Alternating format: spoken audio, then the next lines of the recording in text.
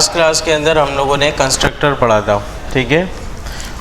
Objects तो हमने पहले ही देख लिया था, थोड़ा बहुत देख लेते हैं। ऑब्जेक्ट्स हम क्यों बनाते हैं या क्या ज़रूरत है ऑब्जेक्ट की, जब डिफरेंट डेटा टाइप्स हमारे पास मौजूद है जावास्क्रिप्ट के अंदर, तो हम ऑब्जेक्ट का यूज़ क्यों करें।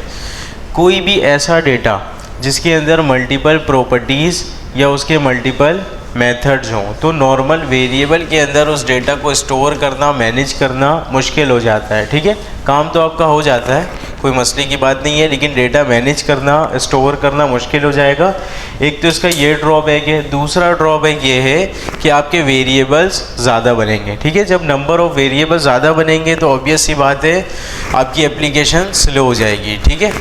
अच्छा, ऑब्जेक्ट्स हमने देख लिया कि ऑब्जेक्ट हम क्यों बनाते हैं। ऑब्जेक्ट बनाने का क्या तरीका होता है, सिंपल आप कर्ली ब्रेसेस ओपन करते हैं और उसके अंदर मल्टीपल प्रॉपर्टीज़, मल्टीपल मेथड्स को डिफ़ाइन कर देते हैं, ठीक है। अच्छा, ऑब्जेक्ट के बारे में मैंने आपको बताया था, किसी भी चीज़ को आप क्या कहते हैं, ऑब्जेक्ट, ठीक है।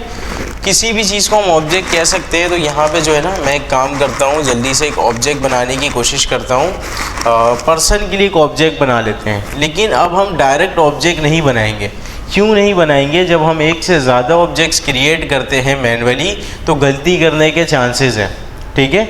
इससे पहले तो हम डायरेक्ट बना देते थे, लेकिन लास्ट क्लास के अंदर आप लोगों ने कंस्ट्रक्टर पढ़ लिया है। कंस्ट्रक्टर का काम क्या होता है, वो आपको ऑब्जेक्ट बना कर देता है, बिल्कुल ठीक है। तो ऑब्जेक्ट बनाने से पहले आपने क्या बनाना है, कंस्ट्रक्टर बनाना है। आपने हमेशा इस प्रैक्टिस को जो है ना फॉलो करना है, ठीक है। कंस्ट्रक्टर हम बना लेते हैं, उसके बाद कंस्ट्रक्टर के थ्रू ऑब्जेक्ट भी क्रिएट कर लेंगे, ठीक है। तो कंस्ट्रक्टर बनाने का क्या तरीका होता है, जिस तरह से आप फंक्शन बनाते हैं ऐसे ही आपने एक फंक्शन बनाना है। जस्ट उसका नाम कैपिटल से शुरू होना चाहिए। अच्छा, ये जो कैपिटल से नाम शुरू हो रहा है ना, ये भी ज़रूरी नहीं है, सही है। आप चाहें तो उसका नाम स्मॉल लेटर से भी शुरू कर सकते हैं, कोई मसले की बात नहीं है। लेकिन अगर आपने पहचानना है कि ये कंस्ट्रक्टर फंक्शन है या कोई नॉर्मल फंक्शन है, तो इस वजह से डिफ्रेंशिएट किया जाता है, इसका नाम कैपिटल से होना चाहिए, ठीक है। अभी मैं जो है ना एक फंक्शन बनाता हूँ, इसका नाम मैं रख देता हूँ क्रिएट ऑब्जेक्ट, ठीक है। इसका नाम मैंने रखा क्रिएट ऑब्जेक्ट और यहाँ पे मैंने एक फ़ंक्शन क्रिएट कर दिया, ठीक है। जिस तरह से नॉर्मल आप फंक्शन क्रिएट करते हैं, फंक्शन का कीवर्ड, फंक्शन का नाम, स्मॉल ब्रैकेट और कर्ली ब्रेसेस। अब क्योंकि ये एक कंस्ट्रक्टर फंक्शन है तो इसका नाम मैंने कैपिटल से शुरू किया। यहाँ तक बात समझ में आई, ठीक है। उसके बाद हम क्या करते हैं, इसको कुछ पैरामीटर्स रिक्वायर्ड है, क्योंकि अभी तो नहीं पता ना कि नेम के अंदर कौन सा नाम आएगा, आईडी के अंदर कौन सी आईडी आएगी। तो इस वजह से जो जो प्रॉपर्टीज़ आपने इसके अंदर स्टोर करवानी है उसके पैरामीटर्स यहाँ पे होने चाहिए, ठीक है। तो यहाँ पे जल्दी से मैं ले लेता हूँ नेम, आईडी और क्या ले, एक पर्सन के अंदर और क्या क्या कौन कौन सी प्रॉपर्टी होनी चाहिए, एज होना चाहिए, सही है, और क्लास बैच कर देते हैं इसको, ठीक है। यहाँ पे जस्ट अभी 4 ही प्रॉपर्टी को रहने देते हैं और यहाँ पे जल्दी से इसकी प्रॉपर्टी को क्रिएट करते हैं, दिस डॉट नेम, ठीक है। अच्छा, ये दिस डॉट नेम बेसिकली मैंने इसलिए लिखा है क्योंकि अभी जो ऑब्जेक्ट बनेगा उसका नाम हमें पता नहीं है, सही है। जो भी ऑब्जेक्ट बनेगा मैं उसकी बात कर रहा हूँ। फॉर एग्जांपल, मैंने ऑब्जेक्ट का नाम स्टूडेंट 1 रखा, मैंने ऑब्जेक्ट का नाम स्टूडेंट 2 रखा। यहाँ पे स्टूडेंट 1 डॉट नेम अगर मैं लिख दूंगा तो वो हार्ड कोडेड हो जाएगा, ठीक है। दिस डॉट नेम, जो भी ऑब्जेक्ट बनेगा उसके नेम की उसके अंदर आप वैल्यू कौन सी स्टोर कराओगे। फॉर एग्जांपल, अगर यहाँ पे स्ट्रिंग पे आपने कुछ लिखा ना, स्ट्रिंग पे आपने टेस्ट लिख दिया, ठीक है, तो ये हार्ड कोडेड सबके लिए हो जाएगा। सिंपल, आप क्या चाहते हो, जो भी पैरामीटर से वैल्यू आ रही है वो यहाँ पे आ जाए। इसको मैं कॉपी करके यहाँ पे कर लेता हूँ पेस्ट। अच्छा, यहाँ पे एक मसला आ रहा है, बेसिकली सिंटैक्स का मसला है, कोई बता सकता है। कॉलन की जगह इक्वल टू आएगा, बिल्कुल ठीक है। जब हम ऑब्जेक्ट के अंदर काम करते हैं तो वहाँ पे हम कॉलन का यूज़ करते हैं। फ़िलहाल अभी मैं ऑब्जेक्ट के अंदर हूँ नहीं और ना ही अभी तक हमने ऑब्जेक्ट क्रिएट किया। बेसिकली अभी हम एक कंस्ट्रक्टर फंक्शन क्रिएट कर रहे हैं, ठीक है। अच्छा, यहाँ पे सेपरेट करने के लिए भी कॉमा की जगह हम क्या यूज़ करेंगे, टर्मिनेटर, ठीक है। अच्छा, टर्मिनेटर आप लोगों को ऑलरेडी पता है, हम ना भी यूज़ करें तब भी हमारा काम चल जाता है, ठीक है। अभी फ़िलहाल जो है ना सारी प्रॉपर्टी यहाँ पे जल्दी जल्दी मैं ऐड करता हूँ। id equal to id,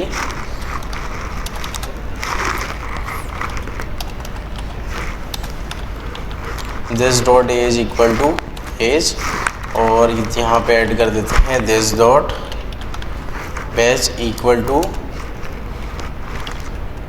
page. सही है। अच्छा, यहाँ पे अभी नॉर्मल सब में हमारे पास यहाँ पे आएगा स्ट्रिंग, यहाँ पे नंबर आना चाहिए, यहाँ पे भी नंबर आना चाहिए, यहाँ पे भी क्या आना चाहिए, स्ट्रिंग आना चाहिए। अच्छा, वहाँ से जो है ना मैं एरे भी भेज सकता हूँ, एक पूरा का पूरा ऑब्जेक्ट उठा के भी यहाँ पे भेज सकता हूँ। जस्ट ये एक वेरिएबल है, आप पैरामीटर पे इसको जो भी वैल्यू आर्गुमेंट के थ्रू पास करोगे आपको वही मिलेगा। ठीक है, आपने नॉर्मल स्ट्रिंग भेजा होगा, नॉर्मल स्ट्रिंग मिलेगा। आप यहाँ पे चाहो तो एरे भेज दो, आप चाहो तो यहाँ पे ऑब्जेक्ट भेज दो। ठीक है, अभी फ़िलहाल जो है ना इसके लिए कुछ मेथड्स भी क्रिएट कर लेते हैं। मेथड यहाँ पे मैं क्रिएट कर लूँ दिस डॉट, इसका काम होना चाहिए लर्निंग। ठीक है, और जल्दी से यहाँ पे कर देते हैं equal to function small bracket और कर्ली ब्रेसेस। ठीक है। अच्छा, यहाँ पे अभी हमने एक कंस्ट्रक्टर मेथड क्रिएट किया। ये कंस्ट्रक्टर मेथड क्या करके देगा, आपको ऑब्जेक्ट बना कर देगा। इस कंस्ट्रक्टर मेथड के थ्रू ऑब्जेक्ट मुझे अब क्रिएट करना है। क्या सिंटैक्स होता है, सिंपल आप न्यू का कीवर्ड लगाएंगे और उसके बाद इसको कॉल करेंगे। ठीक है, इसका नाम मैंने रखा हुआ है क्रिएट ओबीजे। ठीक है, और इसको मुझे कुछ आर्ग्यूमेंट्स पास करने पड़ेंगे, जैसे कि इसका नाम देना है मुझे, और मुझे इसकी आईडी भी देनी पड़ेगी। इसका यहाँ पे एज भी स्टोर करवा देते हैं, और मुझे बैच भी यहाँ पे देना पड़ेगा।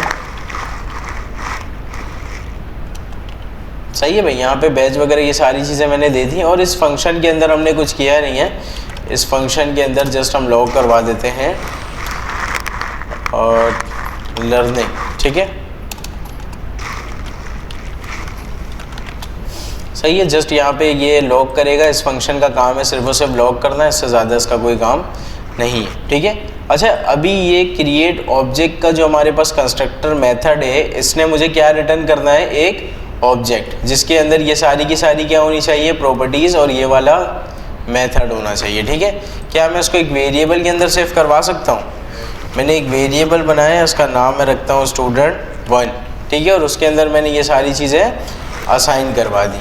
और जल्दी से जो है जाके ना मैं इसको कर दूंगा लॉग। किसको रिटर्न कराना है, इसको, ये फंक्शन को।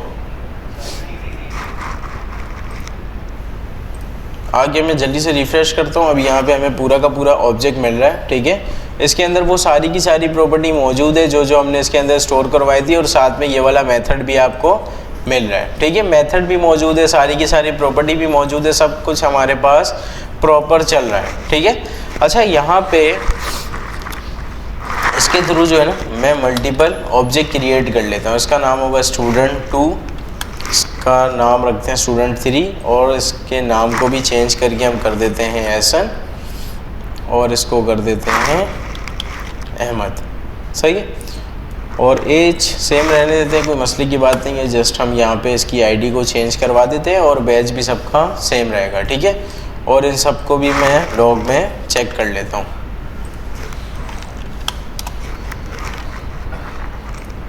अच्छा, अभी इसको मैंने जैसे ही रिफ्रेश किया, अभी हमारे पास यहाँ पे 1 2 3 ऑब्जेक्ट्स आ गए। पहले ऑब्जेक्ट के अंदर वो सारा का सारा काम पड़ा हुआ है जो हमने यहाँ पे एज अ आर्ग्यूमेंट भेजा था, वो सारे के सारे यहाँ पे उठ के आ गए, और इसी के हिसाब से इसकी प्रॉपर्टी के अंदर वैल्यू असाइन हो गई। इसी तरह से दूसरे पे भी काम हुआ, तीसरे पे भी काम हुआ। इसका मतलब ये जो हमारे पास कंस्ट्रक्टर मेथड बना है, इसके थ्रू मैं मल्टीपल ऑब्जेक्ट्स क्रिएट कर सकता हूँ। और इसका फ़ायदा ये है, जब भी ये ऑब्जेक्ट क्रिएट करके देगा, हमेशा उसके प्रॉपर्टी का नाम नेम होगा, आईडी, एज, बैच, और एक उसके अंदर मेथड होगा। ठीक है, कभी भी गलती का यहाँ पे चांस बन नहीं सकता। क्यों नहीं बन सकता? क्योंकि ये वाला काम आपने कंस्ट्रक्टर के थ्रू करवाया हुआ है। हाँ, अगर आप मैन्युअली इन सबको क्रिएट करते हो ना, तो फिर यहाँ पे गलती करने के चांसेस हैं। मैं एक और स्टूडेंट बनाता हूँ, student4 के लिए एक ऑब्जेक्ट, जो कि मैं मैन्युअली क्रिएट करूँगा। ठीक है, एज इट इज़ सेम यही सारी प्रॉपर्टीज़ मुझे चाहिए। तो सिंपल मैं क्या करूँगा, यहाँ पे नेम दे दूँगा। ठीक है, नेम कॉलन, और इसका नाम हम रखवा देते हैं यहाँ पे हमज़ा। ठीक है, और आईडी भी चाहिए हमें। आईडी मैंने यहाँ पे जस्ट रैंडम नंबर रखा है, और यहाँ पे हमें एज भी चाहिए। एज मैंने यहाँ पे 3 2 रखा, ठीक है। क्या कह रहे हो? हाँ, कॉलन आएगा क्योंकि अब हम ऑब्जेक्ट के अंदर हैं। और इसके बाद यहाँ पे और क्या था हमारे पास? कोर्स था, बैच कॉलन WMA-18, सही है। और एक जो है ना, एक अदद मेथड भी रखवा देते हैं। मेथड का नाम इसका होना चाहिए, इसको ही रखते हैं, ठीक है। और इसके की के ऊपर हमने रखना क्या है? पूरा का पूरा फंक्शन। और ये फंक्शन क्या करेगा? जस्ट लॉग कर देगा लर्निंग, सही है। जस्ट ये फंक्शन लर्निंग को लॉग कर देगा। अभी ये बिल्कुल एज इट इज़ वैसा ही फंक्शन है जो हमें कंस्ट्रक्टर बनाकर दे रहा है। सारे के सारे ऑब्जेक्ट बिल्कुल वैसे ही हैं। मैं एक काम करता हूँ, इसको भी जो है ना जल्दी से लॉग करके चेक करता हूँ क्या इसके अंदर वो सारी चीज़ें हैं।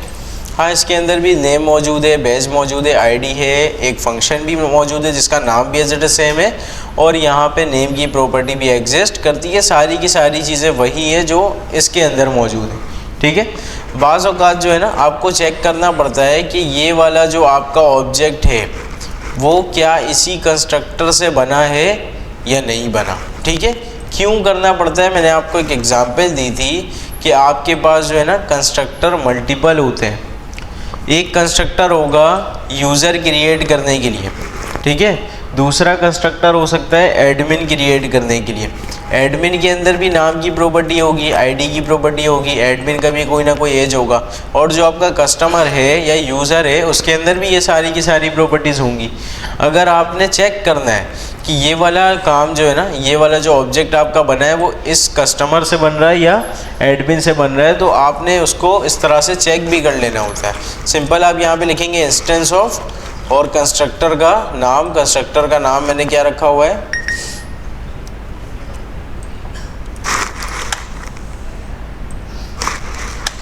सही है भाई, कंस्ट्रक्टर का नाम मैंने क्या किया यहाँ पे?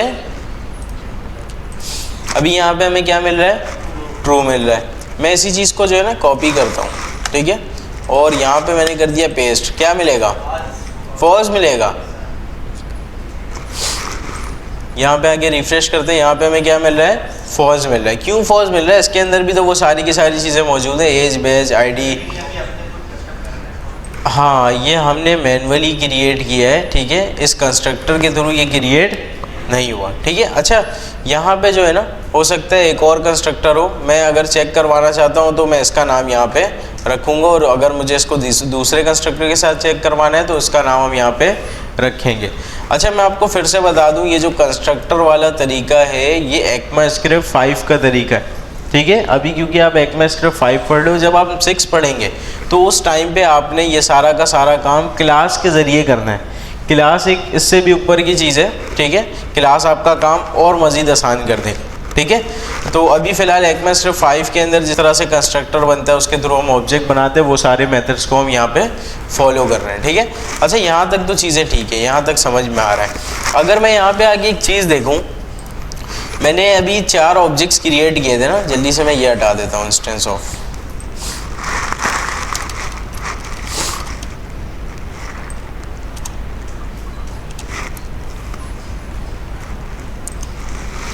अभी मैंने कंस्ट्रक्टर से जो है ना 3 ऑब्जेक्ट्स क्रिएट किए। मैं इसको ओपन करता हूँ, यहाँ पे हमारे पास क्या मौजूद है? फंक्शन मौजूद है। अगर मैं इसको ओपन करता हूँ, यहाँ पे भी क्या मौजूद है?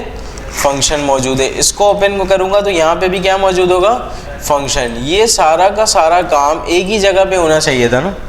ये हर दफ़ा अलग अलग क्रिएट क्यों हो रहा है? अलग अलग क्रिएट हो रहा है तो इसका मतलब ये मेमोरी भी कंज्यूम करेगा। अभी आप बोलोगे कि यहाँ पे एज भी इधर भी है, इधर भी, आप तो इसको भी कर सकते हैं, लेकिन एज एक नॉन प्रिमिटिव वैल्यू है, ये कॉपी बाय वैल्यू है, और ये क्योंकि कॉपी बाय एड्रेस है तो यहाँ पे ये चीज़ मेक सेंस नहीं कर रही।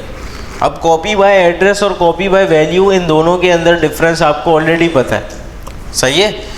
कॉपी बाय वैल्यू का मतलब है जस्ट जहाँ पे आपने उसका क्लोन किया है, बेसिकली आपने उसके वैल्यू से क्लोन किया है। अगर आप उसको तब्दील करेंगे तो प्रीवियस वाले पे कोई फ़र्क नहीं पड़ेगा। कॉपी बाय एड्रेस का क्या मतलब है?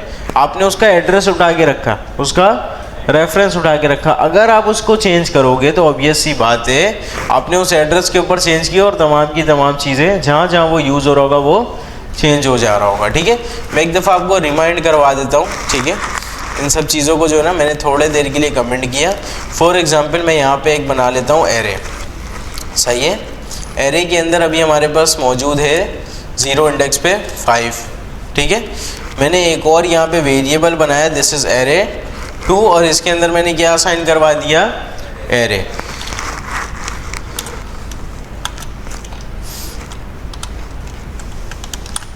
और एक लॉग में हम चेक करेंगे एरे, दूसरे लॉग में चेक करेंगे एरे 2। अभी तो ऑब्वियस सी बात है ना, दोनों के अंदर हमें सेम एरे मिलेगा और दोनों के 0 इंडेक्स पे क्या मौजूद होगा, 5 मौजूद होगा, और बिल्कुल वैसा ही है। ठीक है, फॉर एग्जांपल इस एरे 2 के 0 इंडेक्स पे जो है ना मैं उसको चेंज करता हूँ। मैंने यहाँ पे लिखा एरे 2, इसके 0 इंडेक्स पे जो है उसको बराबर कर दो हेलो के। सही है, और मैं यहाँ पे आगे रिफ्रेश करूँगा, अभी यहाँ पे दोनों चेंज हो रहा है। ये हमारे पास क्या है, नॉन प्रिमिटिव। ठीक है, अच्छा नॉन प्रिमिटिव का सिंपल सा मतलब है ये कॉपी बाय एड्रेस है, इसने रेफरेंस उठा के रखा है, इस वजह से अगर आप इसमें तब्दील करो इसमें तब्दील करो बात एक ही, हर जगह वो तब्दील हो जाएगा। ठीक है, अच्छा अगर मैं कुछ ऐसा काम करूँ,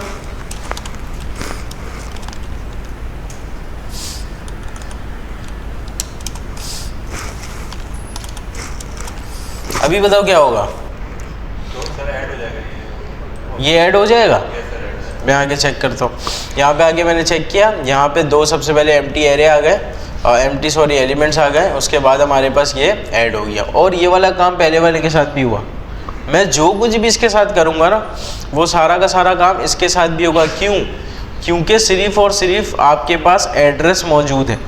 सही है, लेकिन फॉर एग्ज़ाम्पल यहाँ पे जो है ना हमारे पास एरे नहीं है बल्कि पूरा का पूरा एक स्ट्रिंग मौजूद है। सही है, इसका नाम भी हम चेंज करवा देते हैं, str कर देते हैं, और इसको भी हम कर देंगे str2। सही है भाई, अभी यहाँ पे जो है ना अभी तो नॉर्मल जो स्ट्रिंग इसके अंदर होगा वही एज इट इज़ स्ट्रिंग मैंने उठा के इसके अंदर रख दिया, तो दोनों में हमारे पास सेम आना चाहिए। सही है, str2 इसको करते हैं और चेक करेंगे क्या हमारे पास दोनों पे हेलो आ रहा है। हाँ, दोनों पे हेलो आ रहा है। ठीक है, मैं एक काम करता हूँ, ये जो दूसरा है ना दूसरा वेरिएबल, नेक्स्ट लाइन पे मैं लिखूँगा str2 को अपडेट करो, अपडेट कर दो टेस्ट से। ठीक है, अभी बताओ दोनों चेंज हो जाएगा, नहीं होगा, str में हेलो रहेगा और str2 में क्या रहेगा, मैंने str को चेंज किया ना, पहले वाले को चेंज किया है, तो इसमें हेलो ही रहेगा। देखते हैं, मैं आगे रिफ्रेश करता हूँ, यहाँ पे अभी हमारे पास क्या आ रहा है, टेस्ट, और यहाँ पे आ रहा है हेलो। चलो ठीक है, अगर मैं str2 को चेंज करूँ,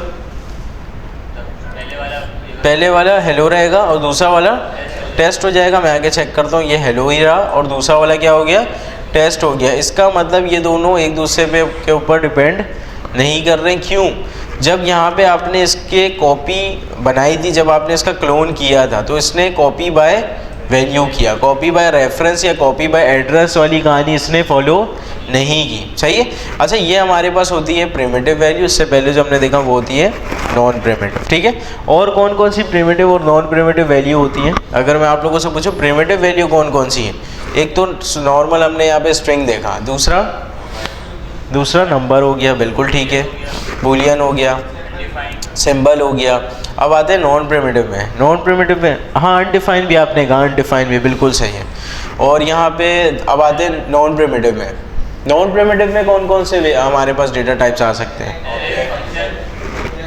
बिल्कुल सही है, एरे आ सकता है हमारे पास, ऑब्जेक्ट आ सकता है। अच्छा यहाँ पे जो है ना ये सारी चीज़ें तो ऑलरेडी हमें क्लियर हैं। अब अगेन आते हैं अपने इस एग्जाम्पल पे रिटर्न। ठीक है, ये सारी चीज़ें जल्दी से मैंने दोबारा से ओपन कर लिया। अब यहाँ पे आते हैं। ठीक है, अब ये थोड़ी बहुत चीज़ें समझ में आएंगी कि यहाँ पे एज अलग मौजूद है, यहाँ पे भी एज अलग मौजूद है, हमें कोई मसला नहीं। क्यों मसला नहीं है भाई, ये प्रिमिटिव वैल्यू है। सही है, इसका अगर हम क्लोन करेंगे तो ये कॉपी बाय वैल्यू होगा। ठीक है, लेकिन इस फंक्शन से हमें यहाँ पे मसला है। सही है, इस फंक्शन से हमें यहाँ पे मसला है। क्यों, क्योंकि ये कॉपी बाय एड्रेस होता है और ये हर जगह बन रहा है, ये सही चीज़ नहीं है। तो यहाँ पे सिंपल हमें करना क्या पड़ेगा, ये वाला काम उठा के इसके प्रोटोटाइप के अंदर रखना पड़ेगा, क्योंकि प्रोटोटाइप भी बेसिकली आपको नज़र तो और जगह आ रहा है, लेकिन ये यहाँ पे भी चल के आ रहा है, बेसिकली एड्रेस चल रहा है। ठीक है, प्रोटोटाइप के अंदर अभी फ़िलहाल कोई फंक्शन मौजूद नहीं है, मैं उठा के रख देता हूँ ये वाला फंक्शन, ताकि जो है ना इसके अंदर रखने की जगह हम प्रोटोटाइप से वो वाले फंक्शन को एक्सेस कर पाएँ। ठीक है, तो प्रोटोटाइप के अंदर ये वाला फंक्शन उठा के रखना है ना, इसको यहाँ से तो मैं बाहर निकाल लूँगा। ठीक है, यहाँ से मैंने बाहर निकाला, किसके प्रोटोटाइप में रखना है, क्रिएट ओबीजे डॉट प्रोटोटाइप। ठीक है, और उस चीज़ को मैंने पेस्ट कर दिया जो मैंने बाहर निकाला था। अब ये दिस की ज़रूरत हमें नहीं है, ठीक है, क्योंकि ऑलरेडी हमने इसका नाम यहाँ पे दिया हुआ है और कहाँ रखना है वो भी हमने डिफ़ाइन कर दिया था, और मैंने कुछ भी नहीं किया, बस। सही है, अब क्या हमारा काम बन जाएगा, चेक करते हैं।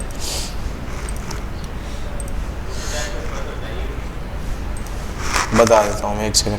अच्छा भाई, यहाँ पे आते हैं क्रिएट ओबीजे। क्रिएट ओबीजे के अंदर जो है ना वो वाला मेथड मौजूद नहीं है, लेकिन अगर हम इसके प्रोटोटाइप को ओपन करें तो यहाँ पे जो है हमारे पास ये वाला मेथड मौजूद है। अब अगर इसके प्रोटोटाइप के अंदर मौजूद है तो इसका मतलब ये वाला ऑब्जेक्ट उसको यूज़ कर सकता है। क्या दूसरे केस में भी है? हाँ, इसके प्रोटोटाइप में भी है। अब मैं जितने भी ऑब्जेक्ट्स क्रिएट करूँगा हर के प्रोटोटाइप में ये मुझे मिलेगा और मैं उसको क्या कर सकता हूँ, एक्सेस कर सकता हूँ। चेक करते हैं एक्सेस हो भी रहे नहीं। अच्छा, स्टूडेंट 4 को मिलेगा क्या, स्टूडेंट 4 को? अच्छा, ये इसका ये वाला मिल जाएगा ना, ये ऑलरेडी यहाँ रखा हुआ है, इसको मैं हटा देता हूँ। सही है, अभी नहीं मिलेगा ना, तो स्टूडेंट 4 को देखना सेंस नहीं बना रही है। मैं यहाँ पे स्टूडेंट 1 पे चेक करता हूँ। सही है, इसको मैंने रिफ्रेश किया, यहाँ पे ये हमें मिल रहा है। अब आप सबको पता है ये जो है ना अनडिफाइन हमें क्यों मिल रहा है, बिकॉज ये वाला जो हमारे पास मेथड बना हुआ है ये वाला, ये कुछ भी रिटर्न नहीं करता, इस वजह से यहाँ पे मुझे क्या मिल रहा है, अनडिफाइन मिल रहा है। ठीक है, वैसे ये वाली कहानी फंक्शन वाली आप सबको ऑलरेडी समझ में आ रहा होगा। अच्छा, प्रोटोटाइप बेसिकली है क्या? प्रोटोटाइप आपके ऑब्जेक्ट का मेटा डेटा है। क्या है? Meta data. मेटा डेटा आसान अल्फाज में अगर मैं आप लोगों से कहूँ तो data about the data, data से रिलेटेड डेटा।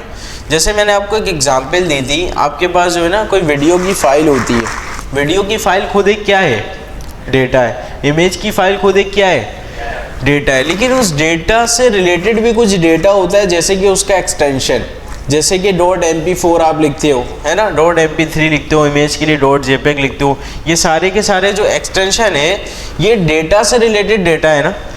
इमेज खुद भी एक ऑलरेडी डेटा है, लेकिन ये जो .jpeg है और ये सारे इसके एक्सटेंशन ये भी उससे रिलेटेड देता है, तो उसको आप मेटा डेटा कह सकते हो, डेटा अबाउट दी डेटा। इसी तरह से आपके पास इस ऑब्जेक्ट खुद एक डेटा है और ये जो प्रोटोटाइप है इस डेटा से रिलेटेड डेटा अपने अंदर स्टोर करता है। ठीक है, इसके अंदर बहुत सारी चीज़ें होती हैं। फ़िलहाल अभी इसके अंदर हमने एक मेथड रखा और उसको यूज़ किया। इसके अंदर बहुत सारी चीज़ें होती हैं ना, जब आप बैकएंड वगैरह से रिलेटेड काम करोगे तो आप इसको यूज़ भी करोगे, और इसका यूज़ केस वैसे इतना है नहीं, आप ज़्यादा से ज़्यादा इसको 2% 3% ही यूज़ करते हो, इतना ज़्यादा यूज़ केस खैर इसका है नहीं प्रोटोटाइप का। लेकिन यहाँ पे प्रोटोटाइप है तो इसका मैं फ़ायदा उठा सकता हूँ, और जैसे अभी मैंने उठाया, अगर मैं इसका फ़ायदा नहीं उठाता काम तो हमारा बन ही रहा था। जस्ट हमने अपने कोड को ऑप्टिमाइज़ करने के लिए इस चीज़ का क्या उठा लिया, फ़ायदा उठा लिया। ठीक है, और वैसे इसके अंदर जितनी चीज़ें हैं ना ये फजूल की नहीं है, ये यूज़ होती हैं, लेकिन जो प्रैक्टिकल लाइफ जब आप प्रैक्टिकल प्रोजेक्ट्स करोगे उसके अंदर सिर्फ और सिर्फ 1% 2% आपको ये नज़र आएगा, इससे ज़्यादा इसका यूज़ केस आपको नज़र नहीं आएगा। क्योंकि ये सारे जो ऑब्जेक्ट्स वगैरह इन तरह के डेटा होते हैं ना, ये सारे के सारे उठ के सर्वर से आ रहे होते हैं। फिलहाल अभी आप लोगों ने बैकएंड नहीं पढ़ा, अगर मैं सर्वर का टर्म यूज़ करूँगा तो हो सकता है आप लोग कन्फ्यूज़ हो जाओ। इस तरह का डेटा आपके पास बैकएंड से आ रहा होता है। फ्रंट ने डेटा, फ्रंट एंड ने बैकएंड को हिट किया, बैकएंड ने एक डेटा दिया। फॉर एग्जांपल अब मैं आता हूँ ना किसी वेबसाइट के ऊपर, दराज के ऊपर। अच्छा, मैं दराज के ऊपर आ चुका हूँ ना, ये सारे के सारे डेटा पता है कहाँ से आ रहे होंगे, बैकएंड से आ रहे होंगे। अगर ये इन्होंने फ्रंट एंड पे रख दिया उठा के और कल को इन्होंने कोई नया प्रोडक्ट ऐड करना है तो क्या वो कोड खोलेंगे बैठ के?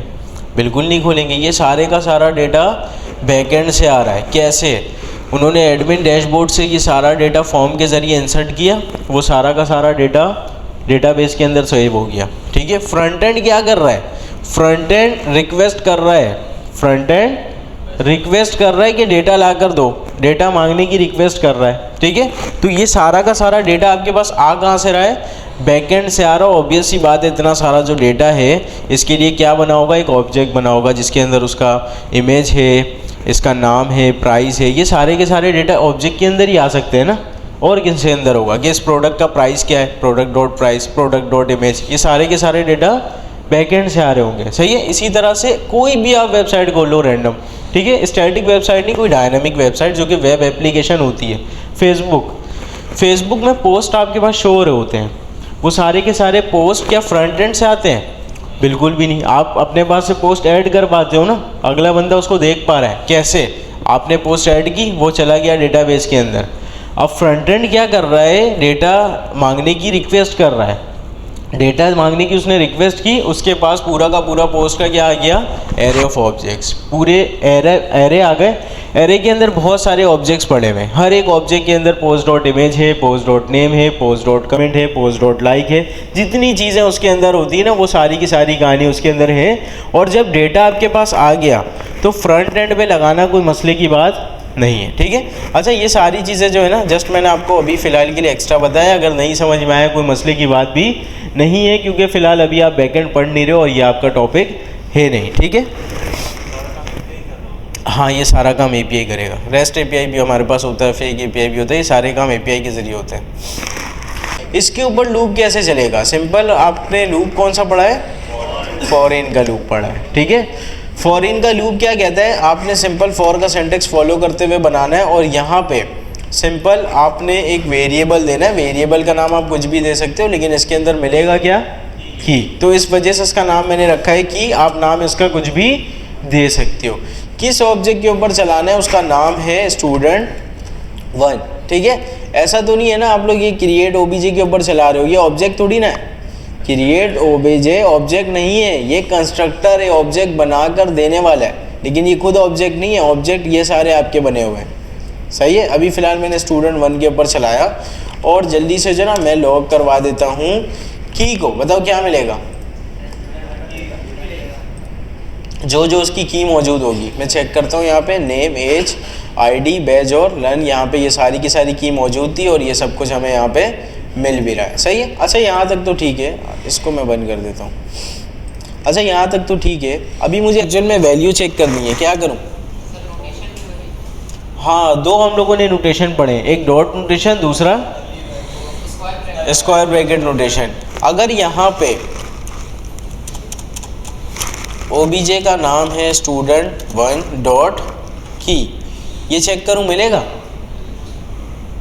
डॉट नोटेशन हमने पढ़ा हुआ है ना, अभी इतने देर से हम फॉलो तो करते हुए आ रहे हैं। ये देखो डॉट नोटेशन नहीं चलेगा, चेक करते हैं। यहाँ पे अनडिफाइन मिल रहा है, बिल्कुल सही है। यहाँ पे क्या मिल रहा है, अनडिफाइन मिल रहा है। क्या वजह है अनडिफाइन मिलने की, हाँ बिल्कुल सही है। जब वेरिएबल से आप की को उठाओगे ना, तो डॉट नोटेशन आपके पास नहीं चलेगा। आपने कौन सा नोटेशन फॉलो करना है, स्क्वायर ब्रैकेट नोटेशन, और यहाँ पे आके रिफ्रेश करते हैं, और यहाँ पे हमें उसकी क्या मिल गई, वैल्यू मिल गई, सही है।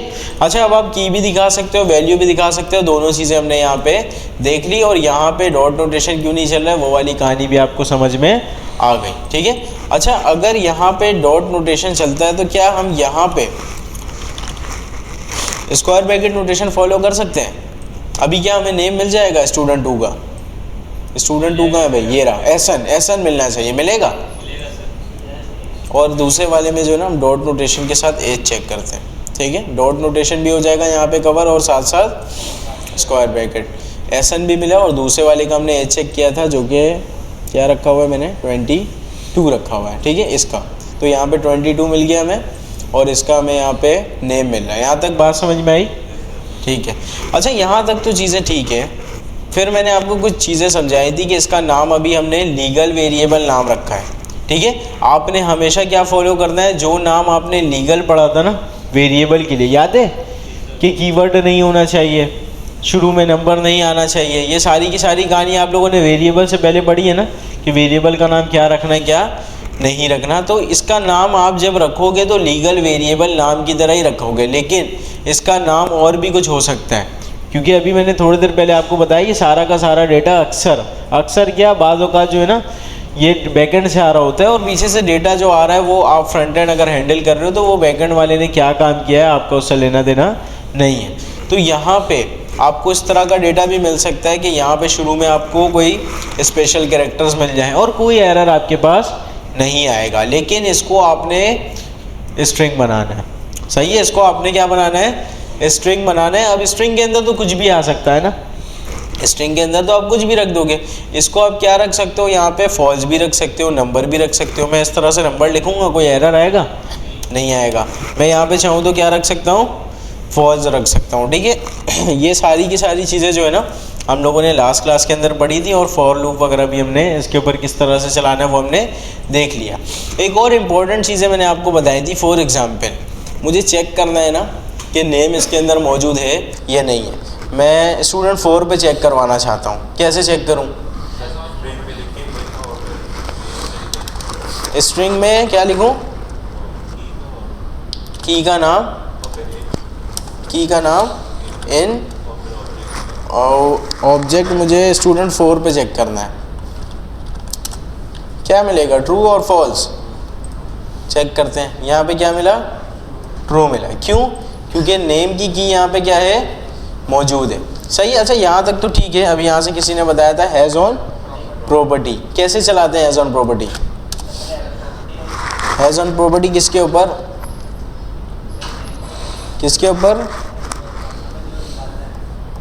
जिससे चेक करवाना है, स्टूडेंट से चेक करवाना है ना। Student 4 dot has on property, इसके अंदर मुझे चेक करना है नेम। सही है, इसके अंदर आके मैंने चेक किया नेम, और यहाँ पे भी क्या मिला आपको, ट्रू मिला, क्योंकि यहाँ पे ये दोनों चीज़ें मौजूद है। अच्छा, हैज़ ऑन प्रॉपर्टी और इनके अंदर एक डिफरेंस होता है। क्या डिफरेंस है? कौन? प्रोटोटाइप में एक चेक करता है, दूसरा प्रोटोटाइप में चेक नहीं करता। लेकिन कौन सा प्रोटोटाइप में चेक करेगा और कौन सा नहीं करेगा? हैज़ ऑन प्रॉपर्टी प्रोटोटाइप में चेक नहीं करेगा। इसका नाम ही बता रहा है ना कि इसकी अपनी क्या प्रॉपर्टी है। सही है। और इनका मतलब है इसके अंदर कितनी चीज़ें आ रही हैं। सही है, प्रोटोटाइप भी इसके अंदर ही है, तो यहाँ से जो है ना ये प्रोटोटाइप के अंदर भी चेक करेगा और ये प्रोटोटाइप के अंदर चेक नहीं करेगा। सिर्फ जो इसकी अपनी प्रॉपर्टी होगी सिर्फ और सिर्फ उस पर ही चेक करेगा। यहाँ तक बात समझ में आई? अच्छा भाई, प्रॉपर्टीज़ हमने देख लिया, मेथड्स भी हो गए, कंस्ट्रक्टर फॉर मेथड्स भी हो गए, प्रोटोटाइप्स भी हमने देख लिया, checking for properties and methods भी हो गए। Checking for properties and method पता है क्या है? ये जो अभी हम देख रहे थे कि इसके अंदर ये प्रॉपर्टी या ये वाले मेथड एग्जिस्ट करते हैं या नहीं करते हैं। आप इस चैप्टर पे आगे जो है ना ये सारे एग्जाम्पल्स अपने पास चला भी सकते हो। सिंपल यहाँ पे देखो इन्होंने क्या काम किया हुआ है, हैज़ ऑन प्रॉपर्टी का यूज़ किया हुआ है, और कहीं ना कहीं जो है ना इन्होंने इन विन का भी यूज़ किया हुआ होगा। कहाँ पे? ये तो फॉरेन का लूप चल रहा है ना, ये देखो ये रहा। सही है, यहाँ पे ये आपको मिल गया। ये चेक कर रहे हैं कि आप प्राइस की प्रॉपर्टीज़ प्लान वन में एग्जिस्ट करती है या नहीं करती। ठीक है। अच्छा, ये जो है ना बुक के एग्जाम्पल लाजमी जाके कराया करो। मैं बुक से डिफरेंट एग्जाम्पल कराता हूँ इसलिए ताकि बुक के एग्जाम्पल आप घर पे आके करो। सही है, इसलिए नहीं है कि ये एग्जाम्पल फजूल है आप इसको छोड़ दो। अच्छा भाई, अब आ जाते हैं चैप्टर नंबर 76। ये हमारा नया टॉपिक है ब्राउज़र कंट्रोल का। अच्छा, जितनी भी इंपॉर्टेंट चीज़ें जावास्क्रिप्ट के अंदर थी वो सारी की सारी हमने क्या कर ली हैं, कवर कर ली हैं। ठीक है। अब जितनी चीज़ें आ रही हैं ना ये इतनी ज़्यादा यूज़ होने वाली चीज़ें नहीं है, जस्ट मैं आपको वैसे ही बताता हूँ। ये सारी की सारी चीज़ें जो है ना इंटरव्यू पर्सपेक्टिव से तो इम्पोर्टेंट है, लेकिन इतना ज़्यादा यूज़ केस आपको इसको प्रैक्टिकल प्रोजेक्ट्स के अंदर नहीं मिलेगा। ठीक है। अच्छा भाई, आते हैं ब्राउज़र कंट्रोल में। सबसे पहले तो ये बता रहा है getting and setting the URL को आप गेट कैसे करते हो और सेट कैसे करते हो, चेक करते हैं। यहाँ पे जल्दी से मैं आ जाऊँगा, ये सारे काम को मैं कमेंट कर देता हूँ। सही है, इन सब को जो है ना मैंने क्या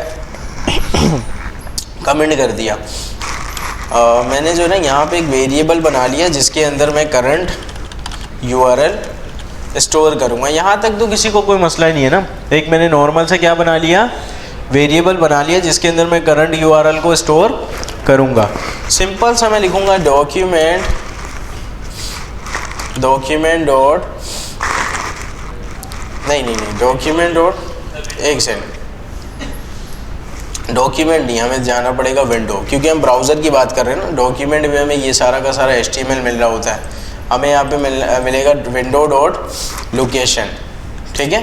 विंडो डॉट लोकेशन, जो हमारे पास विंडो ओपन हुई हुई है उसका लोकेशन, पूरा का पूरा लोकेशन तो नहीं चाहिए, उसमें से मुझे href ला कर दो। href के अंदर बेसिकली लिंक होता है, ये आप लोगों ने एंकर टैग के अंदर पढ़ा है।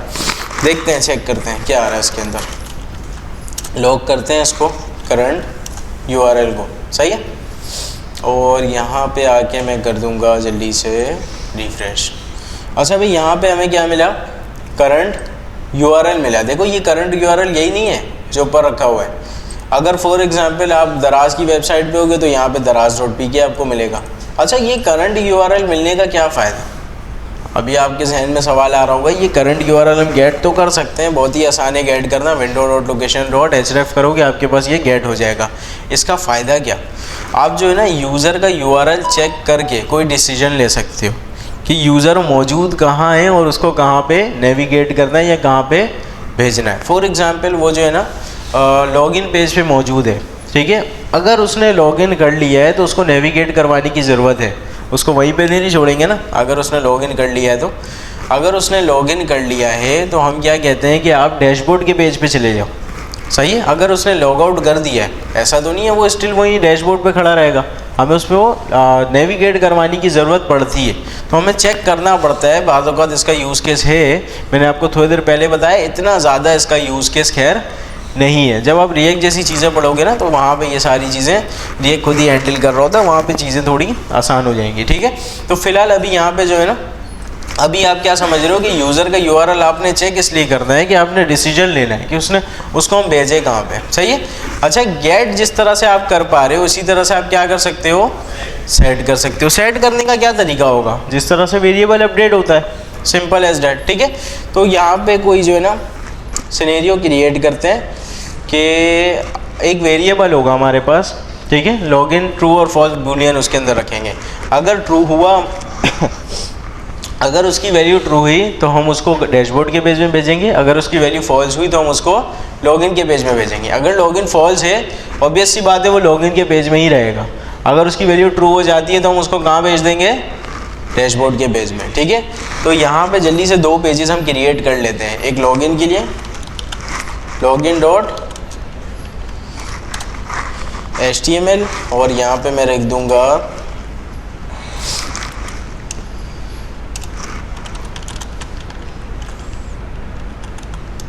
लॉगिन पेज, सही है। और ये एक्स्ट्रा आ गया, इसको मैं हटा देता हूँ, ठीक है। लॉगिन पेज, और लॉगिन पेज में हमारे पास एक बटन होना चाहिए, टू सेंड का बटन या लॉगिन का बटन होना चाहिए था ये, ठीक है। लॉगिन का बटन, सही है। अच्छा भाई, लॉगिन का बटन हमारे पास होगा, ठीक है। इसके क्लिक होने पे क्या होगा? वो लॉगिन हो जाएगा। और लाजमी सी बात है, जब कोई भी बंदा इसके ऊपर क्लिक होगा वो लॉगिन हो चुका है तो उसको नेविगेट करवाने की ज़रूरत है। आप सबके जहन में ऑब्वियस सी बात है ये सवाल आ रहा होगा, ये वाला काम तो एंकर टैग से हम करते ही थे, बिल्कुल आप कर सकते हो, ठीक है। लेकिन यहाँ पे फ़िलहाल हम ब्राउज़र कंट्रोल को देख रहे हैं, और ब्राउज़र कंट्रोल्स के अंदर तकरीबन चीज़ें आपको ऐसे दिखेंगी कि आपको ऐसा लगेगा कि यार ये वाला काम तो हम ऐसे कर सकते हैं, वैसे कर सकते हैं, और आप बिल्कुल कर सकते हो, सही है। लेकिन फ़िलहाल हम ब्राउज़र कंट्रोल के ज़रिए इसको करके चेक करते हैं। अच्छा, यहाँ पे मुझे एक पेज और बनाने की ज़रूरत है जिसका नाम होना चाहिए डैशबोर्ड डॉट HTML, और यहाँ पे जल्दी से हम रखवा देते हैं एक छोटा सा HTML। This is H1, welcome to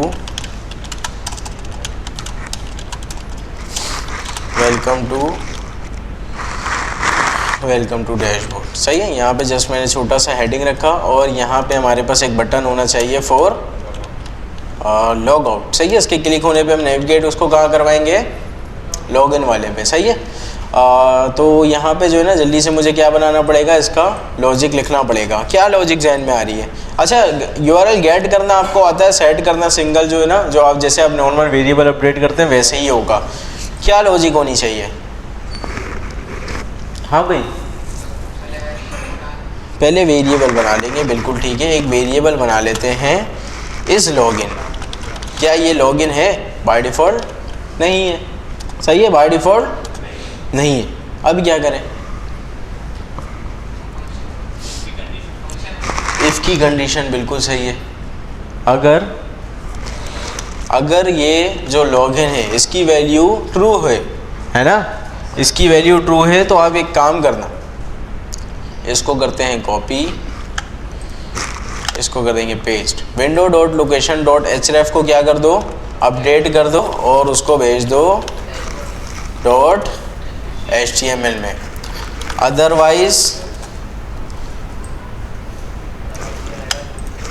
otherwise login dot html, सही है, लेकिन ये तो हमेशा फॉल्स रहेगा।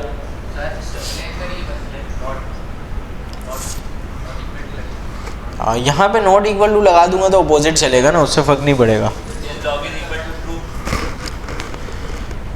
देखो यहाँ पे ये वाली लॉजिक तो सही है, अगर लॉगिन के अंदर ट्रू आएगा तो हम यहाँ चले जाएंगे, अदरवाइज फॉल्स ही होगा या कोई फॉल्स ही वैल्यू होगी तो हम यहाँ पे जाएंगे। हाँ, इवेंट हैंडलर लगाना पड़ेगा ना, किसी बटन की क्लिक होने पे इसको चेंज करना पड़ेगा ना, इस फ्लैग तो हमने बनाया हुआ है। इस किसी बटन की क्लिक होने पे इसकी वैल्यू ट्रू होनी चाहिए, किसी बटन की क्लिक होने पे इसकी वैल्यू फॉल्स होनी चाहिए। ट्रू हम किसकी क्लिक पे करवाएंगे, ऑब्वियस सी बात है, लॉगिन की क्लिक पे, ऑन क्लिक। इसका नाम रखते हैं लॉगिन ट्रू, सही है, लॉगिन ट्रू। और ऑब्वियस सी बात है ये मुझे क्या करना पड़ेगा, यहाँ पे डिफाइन करना पड़ेगा लॉगिन ट्रू, सही है। और यहाँ पे फंक्शन का कीवर्ड भी हमने लगा दिया। क्या करूँ, क्या करेगा ये वाला बटन, इस लॉगिन को ट्रू कर देगा, बिल्कुल सही है। इसी को कॉपी कर लें क्या, ये क्या करेगा और इसके नाम को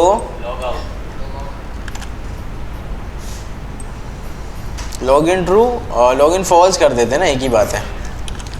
और इसको कॉपी करके डैशबोर्ड पे हमने रखा हुआ है ना, यहाँ पे इवेंट लगा देते हैं ऑन क्लिक। और लॉग आउट कहाँ चला गया, चलो लिख लेते हैं।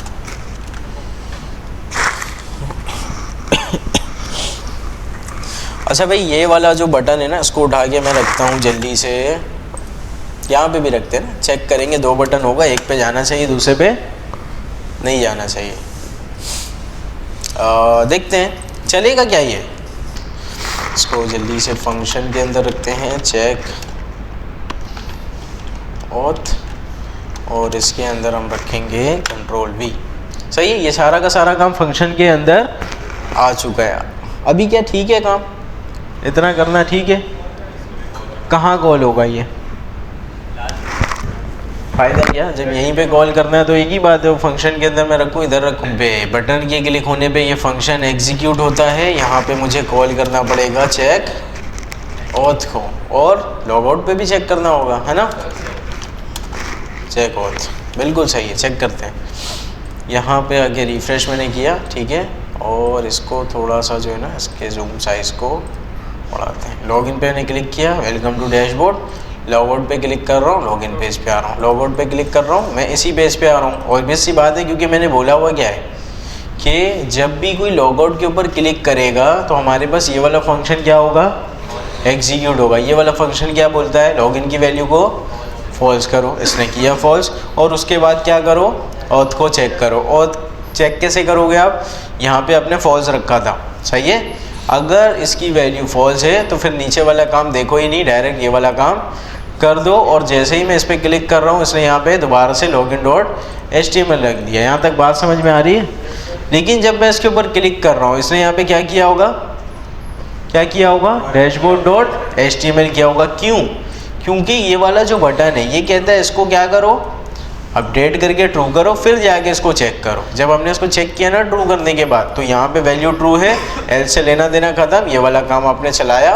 और यहाँ पे आपने इसके लोकेशन को डैशबोर्ड डॉट HTML कर दिया। यहाँ तक बात समझ में आई, ठीक है। अच्छा, ये वाला काम जो है ना, ये थोड़ा सा इतना ज़्यादा इसका खैर यूज़ केस है नहीं, ये थोड़ा सा जो मैंने यहाँ पे काम करवाया है ये वाला काम बहुत आसानी से हो सकता है इन रिएक्ट, बहुत आसानी से ये वाला काम हो जाता है। ठीक है, जब आप राउटर्स वगैरह ये सारी चीज़ें पढ़ोगे और उसके अंदर प्रोटेक्टेड राउट वगैरह क्रिएट होता है उसके लिए, तो वहाँ पे ये वाला काम आसानी से हो जाएगा। लेकिन इंटरव्यू के लिए ये सारे ब्राउज़र कंट्रोल्स आपको पता होने चाहिए।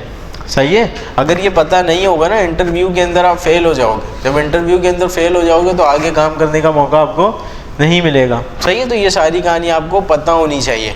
गेट कैसे करना है, सेट कैसे करना है, क्या यूज़ केस अभी फ़िलहाल हमने देखा है, वो भी आप घर पे जाके एक दफ़ा बना लेना। ठीक है, अभी आते हैं नेक्स्ट टॉपिक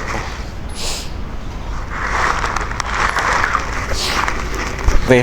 ठीक है, ये भी क्या करेगा, URL को गेट करेगा और सेट करेगा, लेकिन डिफरेंट तरीके से। देख लेते हैं क्या तरीका है इनका। इन्होंने कहा जो है ना कि window.location.assign कर दो। आपको यहाँ पे पढ़ के ही समझ में आ रहा है कि यहाँ पे होगा क्या। जब भी कोई बंदा ये काम लिखेगा ना तो उसके पास URL ये वाला असाइन हो जाएगा। जो आप अपडेट करके कर रहे थे बिल्कुल वही काम ये असाइन करके कर रहा है। सही है, यही काम आप रिप्लेस करके करोगे। ठीक है, असाइन और रिप्लेस में एक छोटा सा डिफरेंस होता है, अभी डिस्कस करते हैं उसको। और नीचे आते हैं, नीचे एक रिलोड चीज़ भी हमें नज़र आ रही है। अच्छा, रिलोड आपने अक्सर देखा होगा ना, कुछ वेबसाइट्स पे होता है कि अगर यहाँ पे रिलोड का बटन है, अगर डेटा आपके पास नया नहीं आता है, बैंकिंग एप्लीकेशन के अंदर अक्सर होता है कि आपने कोई ट्रांजैक्शन की, आपने ऐप ओपन किया हुआ था, लेकिन यहाँ पे रिलोड का बटन होता है। रिलोड आप करते हो फटाफट जो है ना वो अपडेट हो जाता है, जो भी आपके पास ट्रांजैक्शन हुई थी। बाय डिफ़ॉल्ट अपडेट क्यों नहीं होता, क्योंकि एक दफ़ा डेटा जो सर्वर से फ्रंट एंड ने जो हिट किया था सर्वर को, जो डेटा मांगा था उसने दे दिया था, और यहाँ पे जो भी आपके अमाउंट थे वो प्रीवियस वो यहाँ पे शो कर रहे थे। ठीक है, अब किसी ने ट्रांजैक्शन की तो फ्रंट एंड ने दोबारा हिट थोड़ी की, वो 24 घंटा हिट करता रहेगा ना, तो सर्वर का बिल पता नहीं कितना बन जाएगा। सही है, तो वो 24 घंटा हिट थोड़ी करता रहेगा सर्वर को, जब कोई अपडेट हो रहा है ला कर देते रहो, ऐसा नहीं होता। तो यहाँ पे एक रिलोड का बटन आपने अक्सर देखा होगा बैंकिंग एप्लीकेशन के अंदर, या फिर मोबाइल एप्लीकेशन के अंदर आप नीचे स्क्रॉल करते हो रिलोड हो जाता है। तो यहाँ पे जैसे ही आप रिलोड करोगे ना तो वो अपडेट हो जाता है। रिलोड से होता क्या है, बेसिकली वो डेटा आपके पास दोबारा से फैच हो जाता है, दोबारा से हिट चली जाती है। रिलोड का काम तो यूज़ केस तो समझ में आ रहा है। दूसरा असाइन वाला काम वही है जो अभी हमने पिछला अपडेट इक्वल टू से किया था। ठीक है, रिप्लेस और असाइन में छोटा सा डिफरेंस होता है। ये तीन चीज़ें जो है ना डिस्कस करते हैं। इन तीनों चीज़ों के लिए यहाँ पे एक बटन बना लेते हैं, तीन नॉर्मल सा, तीनों पे एक एक काम कराएंगे। सही है, बटन एक का काम होगा रिलोड,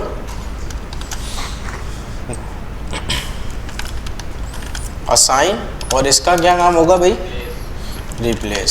सही है, इन तीनों के क्लिक होने पे कोई ना कोई फंक्शन तो एग्जीक्यूट होगा ना। फंक्शन अभी हमें बनाना पड़ेगा, तो मैं ऑन क्लिक का इवेंट लगा देता हूँ। अभी कोई बैगर सोचे समझे जल्दी से जो है ना,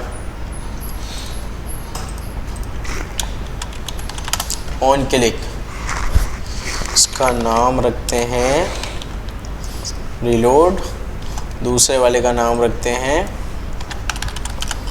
असाइन, और इसका नाम रखते हैं रिप्लेस। ठीक है,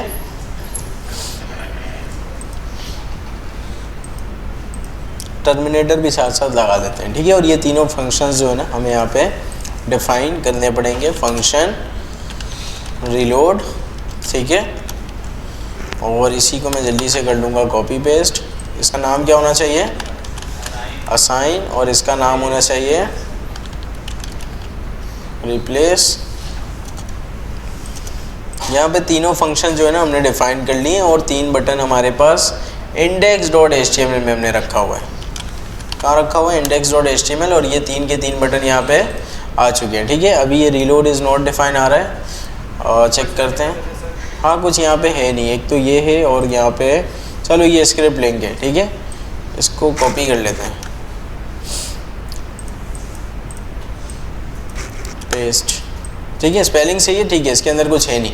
अभी यहाँ पे चेक करते हैं ना, सबसे पहला काम हम रिलोड के ऊपर चेक करवाएंगे। रिलोड का इन्होंने यहाँ पे बताया हुआ है कि सिंपल क्या करो, window.location.reload को कॉल कर दो। रिलोड पे मैं आऊँगा, जल्दी से मैं लिख दूँगा window.location.reload, और इसको कॉल कर देते हैं। अभी कोई ट्रू फॉल्स मैंने यहाँ पे नहीं दिया। ठीक है, और यहाँ पे आगे चेक करते हैं। इसको मैं रिफ़्रेश कर लिया, रीलोड पे मैं क्लिक कर रहा हूँ, देखो पेज रिफ़्रेश हो रहा है, ये ऊपर आप नोटिस करना, मैंने क्लिक किया, पेज हमारा क्या हुआ, रिफ़्रेश हुआ। ठीक है, इसका मतलब रीलोड का काम हमारे पास प्रॉपर चल रहा है। अब रीलोड के अंदर दो और नई चीज़ें नज़र आ रही हैं आपको। एक तो आपको नज़र आ रहा होगा क्या, फॉल्स, एक आपको नज़र आ रहा होगा ट्रू। अभी फॉल्स को चेक करते हैं तो दोनों को क्या करना पड़ेगा, बंद करना पड़ेगा। क्या ये रीलोड नहीं करेगा, कौन सा, हाँ ये बिल्ट इन फंक्शन है। देखो ये वाला रीलोड जो है ना, ये मैंने बनाया हुआ है, ये वाला बिल्ट इन है, सही है। जिस तरह से ये आपके पास था ना, कहाँ गया, अच्छा ओपन और क्लोज अभी मैंने अभी नहीं बताया, ओपन क्लोज भी आपके पास बिल्ट इन होता है, ये भी बिल्ट इन है। ठीक है, रीलोड।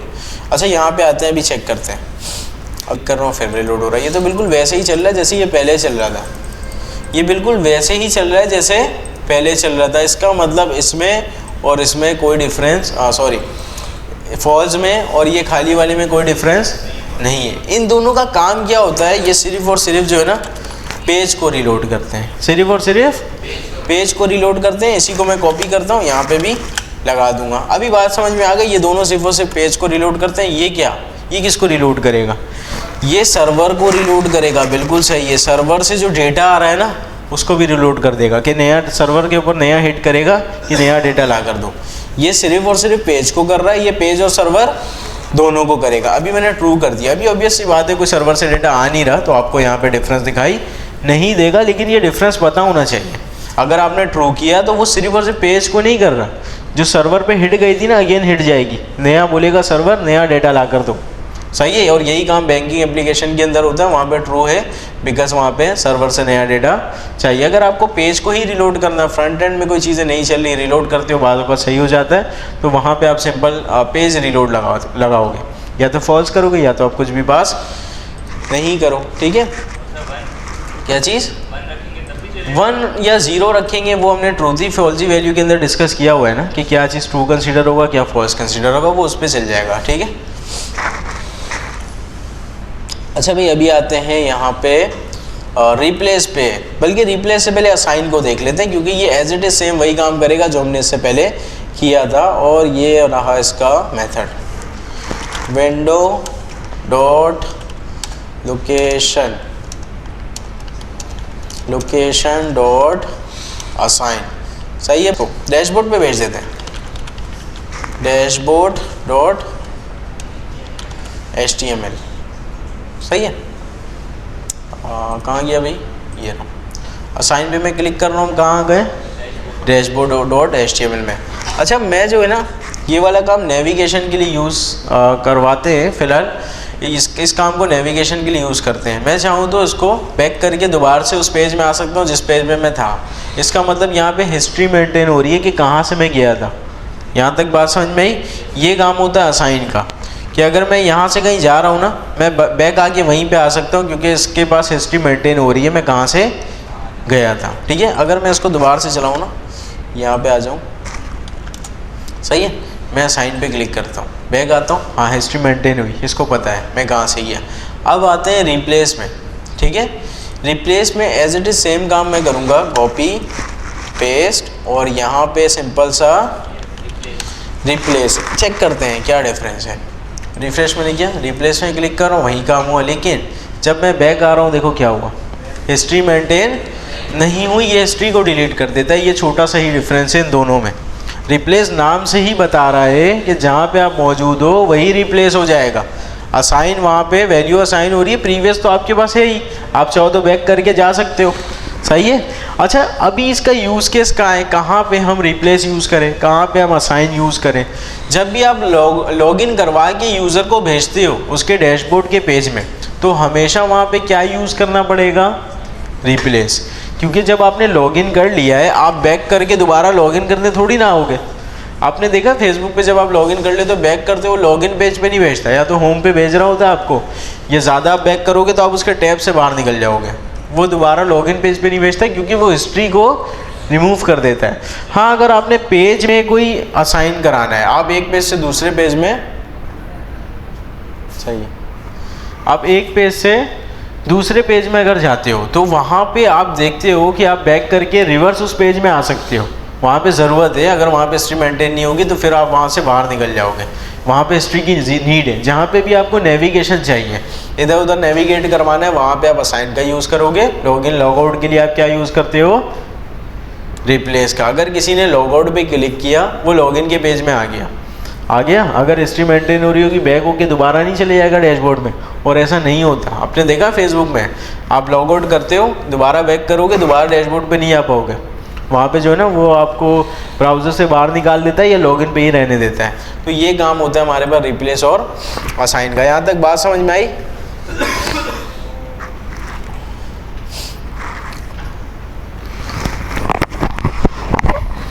अच्छा भाई, अब हमारे पास chapter number 78 browser control forward and reverse. अच्छा, ये भी कोई आसान सी चीज़ है ना, सिंपल। यहाँ पे अगर आप बैक लिखे हो, आपने history.back लिखा है, ऑब्वियस सी बात है ये आपको क्या करेगा? एक फॉरवर्ड एंड रिवर्स। ठीक है। अच्छा, ये मैं वैसे ही बता देता हूँ, इतना इंपॉर्टेंट टॉपिक नहीं है खैर ये, लेकिन इंटरव्यू पर्सपेक्टिव से समझना भी ज़रूरी है। history.back क्या करेगा? नाम से ही बता रहा है, एक आपको पीछे पेज पर लेकर जाएगा जहाँ से आप गए थे। सही है। history.forward क्या करेगा? आगे करेगा बिल्कुल वही काम जो आप यहाँ से करते हो ना, ये यही काम है। ये फॉरवर्ड कर रहा है, ये क्या कर रहा है? बैक कर रहा है। ठीक है। इसी तरह से जो है ना, आपके पास गो भी होता है। देखो ये रहा गो। अगर ये आपने 2 लिखा है, इसका मतलब 2 पेज फॉरवर्ड। यहाँ पे ऐसे मैं क्लिक कर रहा हूँ ना, अगर ये गो 2 होता तो ये क्या चले जाता?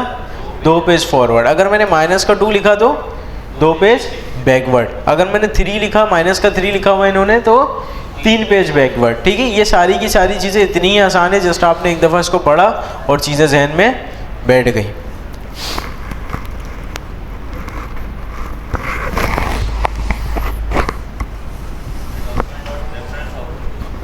डॉक्यूमेंट डॉट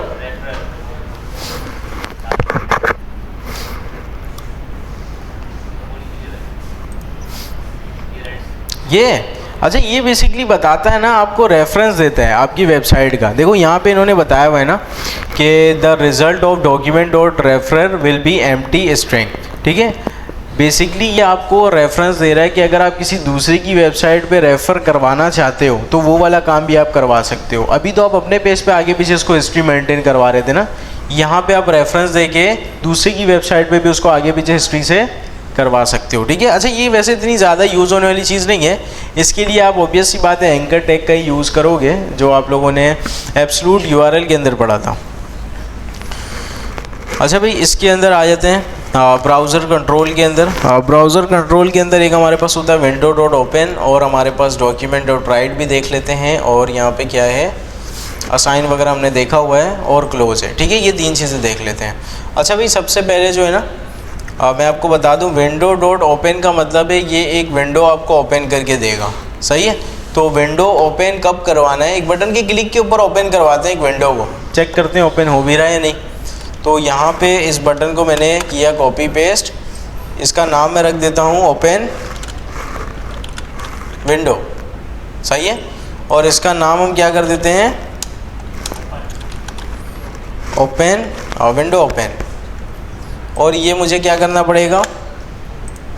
बनाना पड़ेगा। अच्छा, मैं आपको एक चीज़ बता दूं, ये सारा का सारा जो काम हम यहाँ पे कर रहे हैं ना, ऐसा हो सकता है कि आप घर जाओ आपके पास ये चले नहीं। ठीक है। अभी मैं इसका रीज़न बताता हूँ, हो सकता है यहाँ पे मसला है, चेक करेंगे उसको। बाज़ औक़ात ये ऐसा मसला होता है ब्राउज़र की वजह से, अभी देखते हैं। अच्छा भाई, यहाँ पे अभी विंडो ओपन को मैंने किया कॉपी, यहाँ पे इसको करते हैं पेस्ट, और यहाँ पे राउंड ब्रैकेट, कर्ली ब्रैकेट, और साथ साथ फंक्शन का कीवर्ड। सही है भाई। अच्छा, यहाँ पे सिंपल जो है ना, मैंने करवा दिया विंडो डॉट ओपन, और जो है ना, मैंने आर्ग्यूमेंट में कुछ भी पास अभी फ़िलहाल के लिए नहीं किया। चेक करते हैं, सिर्फ सारे के सारे बटन्स मौजूद हैं लॉगिन पे, इंडेक्स पे है ना, इंडेक्स पे। और इसका नाम भी मैंने तब्दील नहीं किया दोनों का। चलो खैर है, अभी तो इसका मैंने कर दिया ना। मैं क्लिक करता हूँ, देखो मैंने क्लिक किया, यहाँ पे एक नई विंडो ओपन हो गई। सही है। अच्छा, आप बोलोगे ये काम तो हम एंकर टैग से भी करते थे। सिंपल आप क्या करोगे, टारगेट अंडरस्कोर ब्लैंक, बिल्कुल हो जाएगा। लेकिन यहाँ से भी आपके पास विंडो ओपन हो जाता है। अक्सर जो है ना, ये आप देखते होगे इस तरह का विंडो ओपन होता है, और इसका साइज़ वगैरह भी आप ठीक कर सकते हो, इसके अंदर कंटेंट भी रख सकते हो, वो सारी की सारी चीज़ें देखने एक एक करके। अभी तो ये समझ में आया, विंडो डॉट ओपन के अंदर आप कुछ नहीं देते हो तो एक ब्लैंक विंडो आपके पास ओपन हो जाती है। अगर आपने यहाँ पे लिखा जो पेज आपके पास मौजूद है, ठीक है, एग्जिस्टिंग किसी पेज के ऊपर आप जाना चाह रहे हो, रिफ़्रेश करते हैं, विंडो डॉट ओपन और डैश, चलो इसको जो है ना DASH करते हैं, रिफ़्रेश, और यहाँ पे आके मैं क्लिक करूँगा। देखो अभी ये वाला पेज ओपन हुआ, लेकिन एक नई विंडो पे हुआ। सही है। अभी नए विंडो पे पेज ओपन करना नहीं आता था क्या? आता है ना। सिंपल एंकर टैग से भी आप कर सकते थे, तो ये वाला काम भी आप यहाँ से करा सकते हो। ठीक है, नए विंडो पे आप अपना पेज भी ओपन करा सकते हो, कोई ब्लैंक पेज भी ओपन यहाँ पे करवा सकते हो। अच्छा, ब्लैंक पेज के अंदर जो है ना आप कुछ राइट भी करवा सकते हो। डॉक्यूमेंट डॉट राइट करके देखते हैं, इसको करते हैं कॉपी, नीचे कर देंगे, बल्कि इसको जो है ना पेस्ट करेंगे और इसका नाम रखेंगे विंडो राइट। सही है, इसका नाम मैंने क्या रखा, विंडो राइट। और यहाँ पे एक बटन होगा हमारे पास जो कि क्या करेगा, विंडो राइट को कॉल करेगा। स्पेलिंग मैंने ठीक लिखा हुआ है ना, और इसको कॉपी कर लेते हैं, स्पेलिंग की गलती हो सकती है, पेस्ट। और यहाँ पे इसका नाम, इसके नाम को कर देते हैं राइट।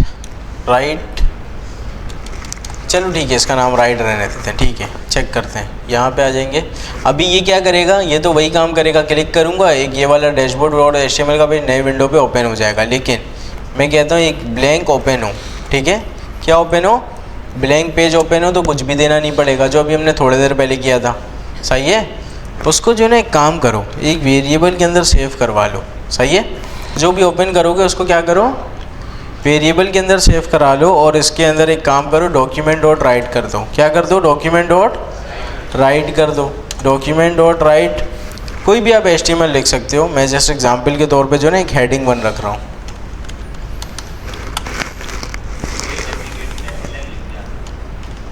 हाँ लिख सकते हैं, अभी देखते हैं, एक सेकंड, इसको जो है ना मैं एक काम करता हूँ, हेलो वर्ल्ड लिखते हैं, हेलो वर्ल्ड। सही, हेलो वर्ल्ड यहाँ पे मैंने लिखा, और यहाँ पे आके मैं रिफ़्रेश करता हूँ, राइट पे मैंने क्लिक किया। अभी देखो ये ब्लैंक पेज ओपन हुआ और इसने यहाँ पे क्या कर दिया, हेलो वर्ल्ड को राइट भी कर दिया। इसका मतलब मैं अपना कोई भी मैसेज एक नए विंडो पे ओपन करके यूज़र को दिखा सकता हूँ। ये वाला काम भी हम कर सकते हैं, एक ब्लैंक विंडो भी ओपन कर सकते हैं, एग्जिस्टिंग कोई पेज भी हम नए विंडो पे ओपन करवा सकते हैं। ये सारा काम यहाँ पे हो रहा है। ठीक है, अच्छा यहाँ पे एक चीज़ और भी हो जाती है, इसको जो है ना आप साइज़ वगैरह इसका सेट कर सकते हो, साइज़ सेट कर सकते हो। जिस तरह से हम ओपन कर रहे हैं ना, इसी तरह से आप क्या कर सकते हो, विंडो डॉट क्लोज़ कर सकते हो। क्लोज़ के अंदर एक बात हमेशा जहन में रखना, जो आपने इससे ब्राउज़र कंट्रोल से ओपन करवाया है, फॉर एग्ज़ाम्पल मैंने ये ओपन करवाया, इसको ही मैं क्लोज़ कर सकता हूँ क्लोज़ से। जो यहाँ पे ऑलरेडी ओपन है ना, इसको क्लोज़ नहीं कर सकता। सही है, इसका एक्सेस हमारे पास नहीं है, ये चीज़ आपको पता होनी चाहिए। ठीक है, अगर मैं ये वाला पेज पूरा का पूरा क्लोज़ करने की कोशिश करूँ ना, डॉक्यूमेंट डॉट क्लोज़ बेसिकली यहाँ पे मैं करूँगा, तो ये नहीं होगा।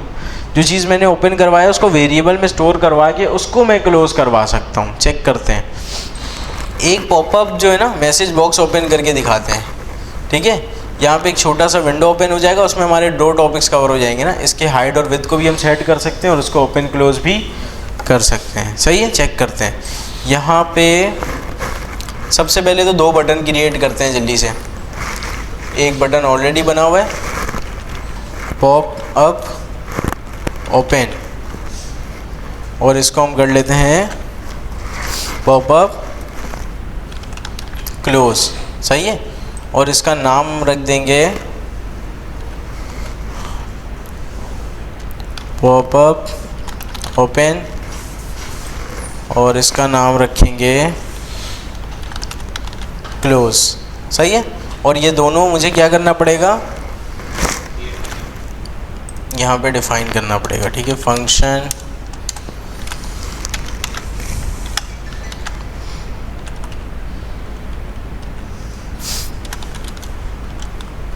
सही है, और मैं साथ साथ जो है ना क्लोज वाला भी यहाँ पे डिफाइन। सही है, अभी सबसे पहले बताओ विंडो ओपन कैसे कराऊं। तो ये वाला काम कॉपी कर लेते हैं। सही है, इसको मैंने कॉपी करके यहाँ पे क्या कर दिया, पेस्ट कर दिया। सही है। अच्छा यहाँ पे राइट भी, चलो यहाँ पे राइट भी करवा देंगे, टेस्ट फॉर पॉप अप। अब जो है ना मैं इसकी हाइट और विड्थ को सेट करवाने की कोशिश करता हूँ। हाइट और विड्थ ऑब्वियस सी बात है, हाइट विड्थ की प्रॉपर्टी से ही होगी, और यहाँ से इसको मैं सेट करवाता हूँ। इसके पहले पैरामीटर के अंदर हम क्या दे रहे होते थे बेसिकली, कहाँ पे आपने जाना है, कुछ नहीं दिया, इसका मतलब मैंने ब्लैंक बताया। इसके दूसरे मीटर में आप इसका नाम दे सकते हो, उसको भी अभी मैं क्या छोड़ रहा हूँ, ब्लैंक छोड़ रहा हूँ। इसका जो तीसरा पैरामीटर होता है ना, यहाँ पे आप इसकी हाइट और विड्थ को सेट कर सकते हो। मैंने यहाँ पे लिखा विड्थ इक्वल टू 200 पिक्सल करते हैं, और हाइट करते हैं height equal to 200 pixel. Check करते हैं क्या ये ओपन हो रहा है, अगर ओपन होगा तो क्लोज भी करा देंगे। पॉपअप ओपन, हाँ यहाँ पे ओपन ये हो गया। सही है। आपने अक्सर देखा होगा ना इस तरह का मैसेज बॉक्स ओपन होता है क्लिक होने पे, तो ये वाला काम भी आप यहाँ पे करा सकते हो। ये इतने सारे मैं जल्दी से बंद करता हूँ। ठीक है, अभी ये मैंने ओपन किया एक दफ़ा और मैं क्लोज़ कर रहा हूँ। अभी यहाँ पे कोई दूसरा मौजूद नहीं है। अब इस बटन के ऊपर मुझे क्या करवाना है, क्लोज़ करवाना है। सही है। क्लोज़ कैसे करा सकता हूँ मैं, रिफ़्रेश, पॉपअप ओपन और यहाँ पे क्लोज़। अब ये क्या कह रहा है, ए को मैं नहीं जानता। हाँ भाई, हाँ बिल्कुल सही है। ये जो है ना लोकल वेरिएबल है, इसको मुझे फंक्शन के बाहर बनाना पड़ेगा। सही है। और यहाँ से बाहर का कीवर्ड हटाना पड़ेगा। अभी चलेगा क्या? हाँ भाई, कहाँ पे? अच्छा सही है, सही है, ठीक है। अभी चलेगा? हाँ भाई हसनैन, मैं आके इधर से जल्दी से जो है ना इसको करता हूँ रिफ्रेश। सिंटैक्स सही है, देखो रिफ़्रेश करता हूँ। मैंने क्लिक किया, यहाँ पे मैं क्लिक कर रहा हूँ। ये क्या कह रहा है, स्क्रिप्ट में close only the window that were open by them. अभी मैंने थोड़ी देर पहले आपको क्या बताया था, जो हम क्लोज़ करवा सकते हैं। लेकिन आपका सवाल बिल्कुल ये बनता है कि अभी जो हमने ओपन करवाया था बटन पे, उसको ही तो क्लोज़ करवाने मांग रहे हैं हम, है ना।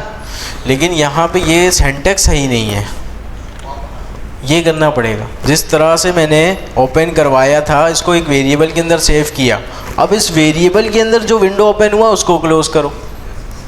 अब ये सिंटैक्स सही है, ये चीज़ मेक सेंस भी कर रही है। विंडो डॉट क्लोज, जो विंडो है क्लोज कर दो। क्लोज कर ही नहीं सकते। अभी मैंने बताया था ना, क्लोज आप वही करोगे जो आपने ओपन किया। चेक करते हैं, और रिफ़्रेश मैंने किया। अच्छा ये जो एक्स्ट्रा है ना, इसको बंद करते हैं ताकि ये तंग ना करे।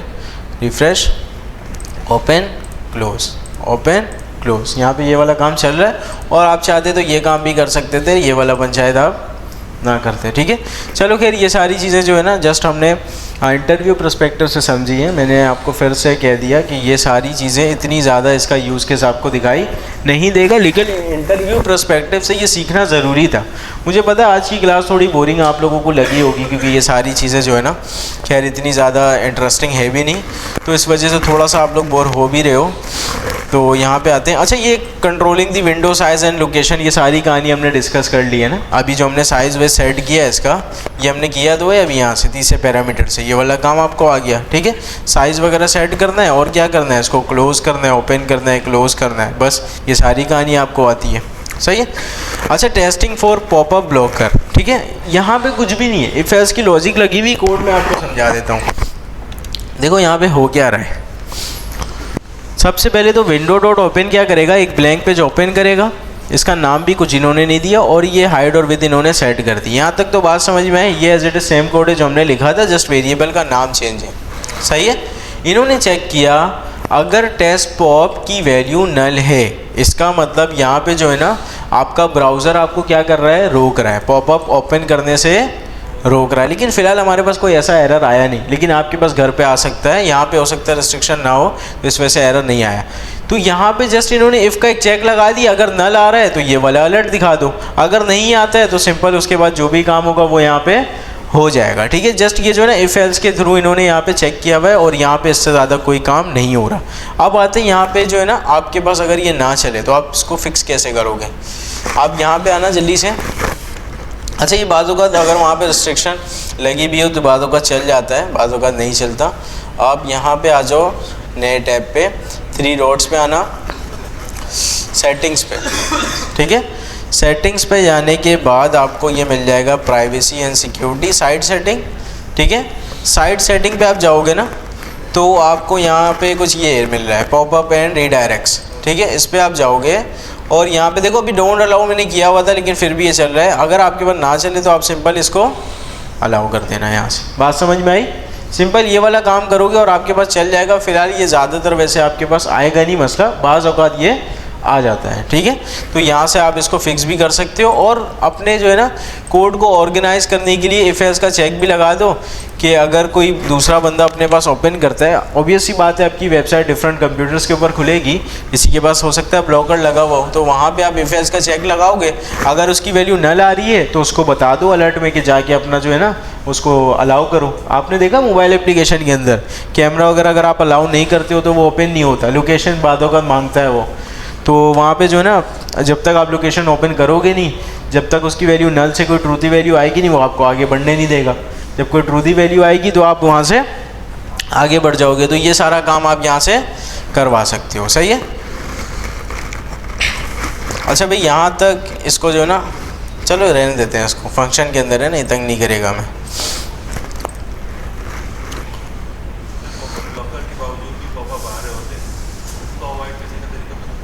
वो नोटिफिकेशन से होता है बाद में, वो वाला जो पॉपअप होता है ना वो नोटिफिकेशन से बन होता है। अच्छा भाई, यहाँ पे अब चैप्टर नंबर 82 से रिलेटेड, अच्छा अब जितने भी चैप्टर्स आ रहे हैं ना वो तकरीबन काम आप लोगों ने पढ़ा हुआ है और ये सारे के सारे चैप्टर्स बहुत आसान है। टेक्स्ट वैलिडेशन वगैरह किस तरह से करना है, फॉर्म के साथ वैलिडेट आपने किस तरह से करना है, सिंपल आप इस कोड को पढ़ो कर जाके, इफ एल्स की कंडीशन लगी हुई और ये वाला काम आपके पास चल जाएगा, ठीक है। तो नेक्स्ट क्लास में कोशिश करना ये सारे चैप्टर्स जो आसान चैप्टर्स हैं जो कि इतने ज़्यादा इंपॉर्टेंट नहीं हैं, तो आप लोग घर पर एक दफ़ा पढ़ गया हो, क्योंकि मैं नेक्स्ट क्लास में आप लोगों से जो है ना इससे रिलेटेड, इसके बाद जितने चैप्टर्स उससे रिलेटेड क्वेश्चंस करूंगा, ठीक है।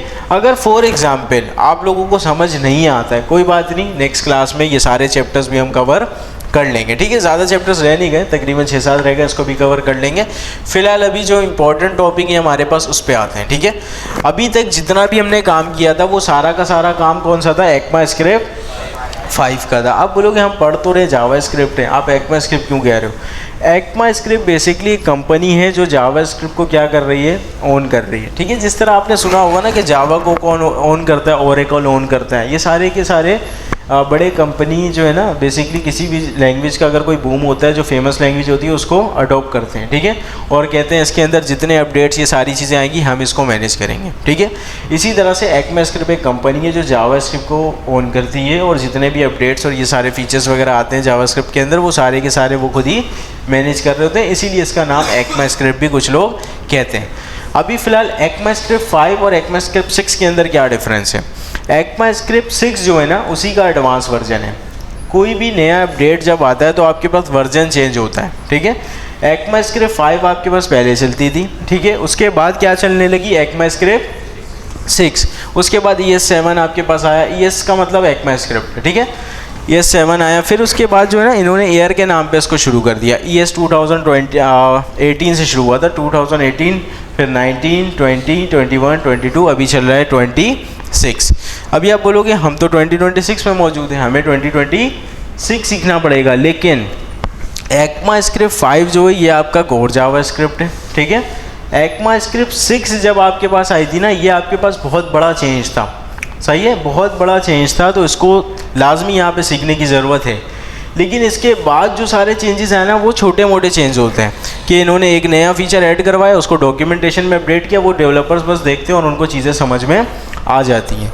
अभी आप 2026 में यहाँ पे कोर्स कर रहे हो, 2027 में जाओगे, 28 में जाओगे, रोज़ नई नई चीज़ें इसके अंदर आती रहती हैं और डॉक्यूमेंटेशन से पढ़ना आपको सीखना पड़ेगा। अगर आप लर्निंग माइंडसेट के नहीं हो, डॉक्यूमेंटेशन पढ़ना आपको अच्छा नहीं लगता, तो आप किसी भी लैंग्वेज को अगर इस टाइम पे मास्टर कर लेते हो तो 10 साल के बाद, या 10 साल तो खैर बहुत दूर की बात है, 2 साल के बाद आप बोलोगे मैं नहीं यार मुझे तो कुछ समझ ही नहीं आ रहा, क्योंकि उसके अंदर चीज़ें अपडेट होती रहती हैं, नई नई चीज़ें आती रहती हैं। ECMAScript 6 जो है ना बहुत बड़ा चेंज था, इन्होंने बहुत सारी चीज़ें इंट्रोड्यूस कराई और ऑब्वियस सी बात है एक नई चीज़ आ रही है तो डेवलपर का काम आसान होगा। अब एक मसला क्या पैदा हुआ कि ECMAScript 6 बेसिकली जब भी लैंग्वेज अपडेट होती है तो कोई ना कोई अपडेट आता है। इन्होंने अपडेट करके ECMAScript 6 के अंदर नए फीचर लॉन्च किए हैं। हमने एक चीज़ समझी है कि जावास्क्रिप्ट ब्राउज़र डिपेंडेंट लैंग्वेज है। जावास्क्रिप्ट चलेगा कहाँ पे? ब्राउज़र पे। कंपाइल कौन करेगा? ब्राउज़र करेगा। अब अगर ब्राउज़र में अपडेट नहीं आया तो लाजमी सी बात है ब्राउज़र तो ECMAScript 6 वाले फीचर को समझता ही नहीं है, वो तो 5 वाले को समझता है। अगर ब्राउज़र में अपडेट नहीं आया तो वो वाली चीज़ें आपके पास चलेंगी नहीं। डिफरेंट ब्राउज़र के अंदर अपडेट टाइम टू टाइम आते रहता है, डिफरेंट ब्राउज़र के अंदर नहीं आते रहता। तो पहले क्या होता था, लोग जो है ना सेफ साइट के लिए ECMAScript 5 का यूज़ करते थे। क्या यूज़ करते थे? ECMAScript 5 सेफ साइट के लिए, ताकि उनकी वेबसाइट ज़्यादा से ज़्यादा कंप्यूटर के ऊपर चले। फिलहाल ये मैं पहले की बात कर रहा हूँ, तो इसलिए वहाँ पे वो 5 का यूज़ करते थे। उसके बाद क्या हुआ, उनके पास जो है ना कुछ कंपाइलर इंट्रोड्यूस हुए हैं। बेबल वगैरह का नाम शायद आप लोगों ने सुना हो, BABL बेबल हमारे पास होता है, एक कंपाइलर होता है कि आप कोड ECMAScript 6 में करो, जब आप उसको चलाने जाओगे तो वो बेबल क्या करेगा, उस कोड को कन्वर्ट कर देगा ECMAScript 5 के अंदर, ताकि आपकी वेबसाइट बहुत ज़्यादा कंप्यूटर के ऊपर चल सके, जो पुराने ब्राउज़र है उनके ऊपर भी चल सके। ठीक है, लेकिन फ़िलहाल अभी आपके पास ये सारे मसले नहीं आने वाले, क्योंकि सारे के सारे ब्राउज़र क्या हो चुके हैं, अप टू डेट हो चुके हैं, और सब में ECMAScript 6 के सारे फीचर्स चलते हैं। अब आप बोलोगे कि जब ये सारे मसले हैं तो हम ECMAScript 6 क्यों करें, जब ECMAScript 5 से हमारा काम हो रहा है। ECMAScript 6 के ऊपर जब आप एक दफ़ा काम करोगे ना, आपका दिल नहीं करेगा ECMAScript 5 पे काम करने का। सही है। इसी तरह से जब आप किसी लाइब्रेरी या किसी फ्रेमवर्क के ऊपर काम करोगे ना, आपका दिल नहीं करेगा कोर पे काम करने का। ये डेवलपर्स की आदत होती है, क्योंकि जब उनको आसानी मिलती है वो आसानी की तरफ जाएंगे। ठीक है, तो यही सारे रीजंस हैं, इसलिए हम ECMAScript यहाँ पे सीख रहे हैं। लेकिन ये सारी थ्योरेटिकल बातें जो मैंने बताई हैं, ये सिर्फ इंटरव्यू पर्सपेक्टिव से है, आपके पास ये सारे मसले नहीं आएंगे। क्यों? क्योंकि सारे के सारे ब्राउज़र क्या हैं, अप टू डेट हैं, और सारे के सारे ब्राउज़र आप सपोर्ट करते हैं ECMAScript 6 को। ठीक है, आपको कोई कंपाइलर, कोई थर्ड पार्टी कंपाइलर की ज़रूरत नहीं पड़ेगी, और चीज़ें आपके पास प्रॉपर चलेंगी। ठीक है। अच्छा भाई, यहाँ पे गूगल पे जो है ना, सबसे पहले मैं लिखता हूँ ECMAScript 6 फीचर्स। देखते हैं क्या क्या फीचर इन्होंने इंट्रोड्यूस करवाया था। अच्छा, कोई भी नई चीज़ आती है ना, तो वो ये डॉक्यूमेंटेशन में लाजमी अपडेट करते हैं। ठीक है, तो भी देखते हैं ECMAScript 6 के अंदर कौन कौन सी चीज़ें नहीं आई थी। मैंने एक रैंडम कोई भी डॉक्यूमेंटेशन ओपन किया, ठीक है, और इसको यहाँ से बंद कर देते हैं। अच्छा, सबसे पहले जो है ना, सबसे पहला जो अपडेट इन्होंने बताया, सबसे पहला इन्होंने अपडेट क्या बताया कि जो आप वेरिएबल बनाते हो, जो आप वेरिएबल बना रहे थे वार के कीवर्ड से, अब आप किससे बनाओगे, लेट से या फिर कौन से। ठीक है। अच्छा, ये डॉक्यूमेंटेशन मैं आपको पढ़ के इसलिए बता रहा हूँ, ये पढ़ना आना चाहिए, क्योंकि आज आपका कोर्स ख़त्म हो गया, कल को जो है ना कोई नई चीज़ आ गई तो आप सीखोगे कैसे। ये सारी चीज़ें होती रहती हैं, और ये इस कंप्यूटर की फील्ड के अंदर जो है ना, ये आम सी बात है कि रोज़ नई चीज़ें आती हैं। इन्होंने क्या बताया, सबसे पहले वेरिएबल जो आप वार के कीवर्ड से बना रहे थे, अब आप कैसे बनाओगे, लेट से बनाओगे या फिर कौन से बनाओगे। ठीक है, सबसे पहले हम देखते हैं लेट से। अच्छा, लेट से हम क्यों बनाएं, क्या फ़ायदा लेट से बनाने का, सबसे पहले बनाते हैं, उसके बाद देखते हैं क्या फ़ायदा है। सबसे पहले जो है ना, यहाँ पे मैंने एक वेरिएबल बनाया, वार की जगह मैं क्या लिखूँगा, लेट लिखूँगा। ठीक है। अच्छा, ऊपर वाला सारा काम मैं कमेंट कर देता हूँ, ऊपर वाला सारा काम मैंने कमेंट कर दिया। अभी मैंने वेरिएबल बनाने के लिए वार की जगह लेट का यूज़ किया, और मैं इस वेरिएबल के अंदर वैल्यू असाइन कर देता हूँ 10, और जस्ट जो है ना चेक करते हैं क्या ये वेरिएबल चलता भी है। यहाँ पे आके चेक करेंगे, जल्दी से बंद कर दिया क्या मैंने उसको।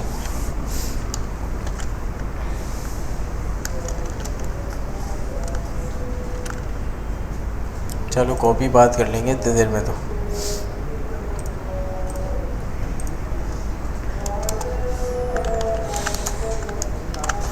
अच्छा भाई, यहाँ पे वेरिएबल बिल्कुल वैसे ही चल रहा है जैसे वार के साथ चलता था। ठीक है। अच्छा, यहाँ पे जब ये बिल्कुल वैसे ही चल रहा है तो इन्होंने अपडेट क्या किया, इसका क्या फ़ायदा। अच्छा, वार के वेरिएबल के अंदर ना सबसे पहला बड़ा मसला तो ये था कि अगर आपने उसको फंक्शन के बाहर बनाया तो वो क्या बनेगा, ग्लोबल वेरिएबल बनेगा। सही है। अगर वो फंक्शन के बाहर है तो वो कौन सा वेरिएबल है, ग्लोबल वेरिएबल है। अब जब हम ग्लोबल वेरिएबल और लोकल वेरिएबल पढ़ रहे थे तो हमने एक बात डिस्कस की थी कि दोनों में से बेहतर कौन सा है, लोकल वेरिएबल। क्यों, लोकल वेरिएबल सिर्फ उस वक्त तक मेमोरी में रहता है जब तक वो वाला फंक्शन एग्जीक्यूट हो रहा है, उसके बाद वो मेमोरी से चला जाता है। ठीक है। जब मेमोरी से जा रहा है तो स्पेस आपकी बच जाएगी और आपकी एप्लीकेशन स्लो नहीं होगी।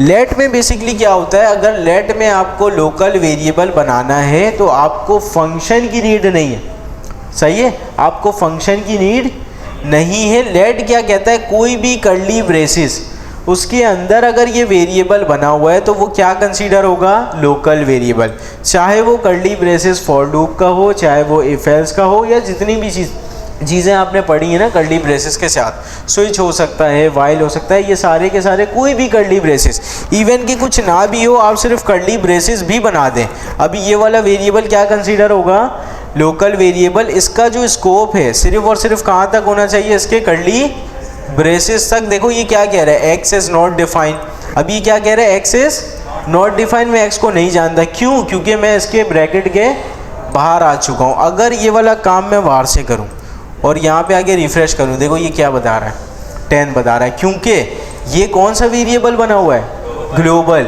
अगर मुझे लोकल बनाना है तो फंक्शन के अंदर उठा के डालना पड़ेगा, यहाँ पे फंक्शन बनाने की नीड नहीं है, किसी भी कर्ली ब्रेसिस के अंदर आप बनाओगे इसका स्कोप सिर्फ और सिर्फ वहीं तक रहेगा, सही है। और वहाँ तक हमें क्यों रखना है, ये बात हमने लोकल और ग्लोबल के दरमियान में हमने पढ़ी थी कि लोकल बेहतर होता है, क्योंकि ये वो उस टाइम तक मेमोरी में रहेगा जब तक हमारा वो वाला काम चल रहा है, ठीक है।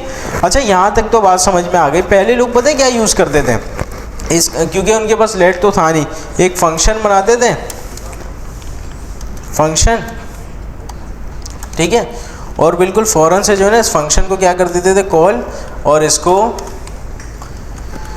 इस ब्रैकेट के अंदर बंद कर देते थे। ये सिंटैक्स यूज़ होता था लोकल बनाने के लिए। अब ये सिंटैक्स पता है क्या है, इसको थोड़ा सा आप समझो, एक फंक्शन के अंदर आपने अपना पूरा का पूरा स्क्रिप्ट रख दिया, सही है, और ये ब्रैकेट क्या करेगा, जस्ट जैसे ही ये फंक्शन बन जाएगा ये इसको कॉल कर देगा, सही है।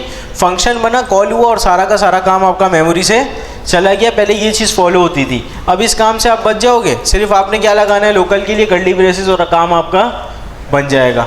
अब इस काम से आप बच गए, आपका काम आसान हुआ, आपका काम आसान हुआ, सिंपल सिंपल आप कर्ली ब्रेसिस लगाओ, कोई भी कर्ली ब्रेसिस, चाहे वो फॉर का हो, इफ़ का हो, स्विच का हो, कोई भी कर्ली ब्रेसिस हो, इवन आपने नॉर्मल कर्ली ब्रेसिस क्यों ना लगा दिया हो, इसके अंदर जो वेरिएबल है वो कौन सा वेरिएबल है, लोकल वेरिएबल है। हाँ अगर कर्ली ब्रेसिस के बाहर है तो ऑब्वियस सी बात है वो ग्लोबल है, ठीक है। अच्छा यहाँ तक तो चीज़ समझ में आ गई। एक कॉन्सेप्ट हमने पढ़ा था होस्टिंग का, याद है किसी को, होस्टिंग का कॉन्सेप्ट बड़ा तंग करता था ना।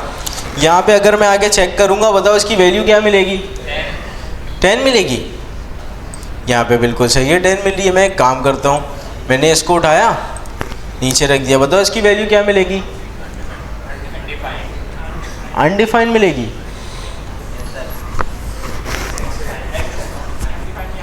अनडिफाइंड आएगा, मतलब होस्टिंग आप लोगों ने सही से क्या आएगा, 10 आएगा।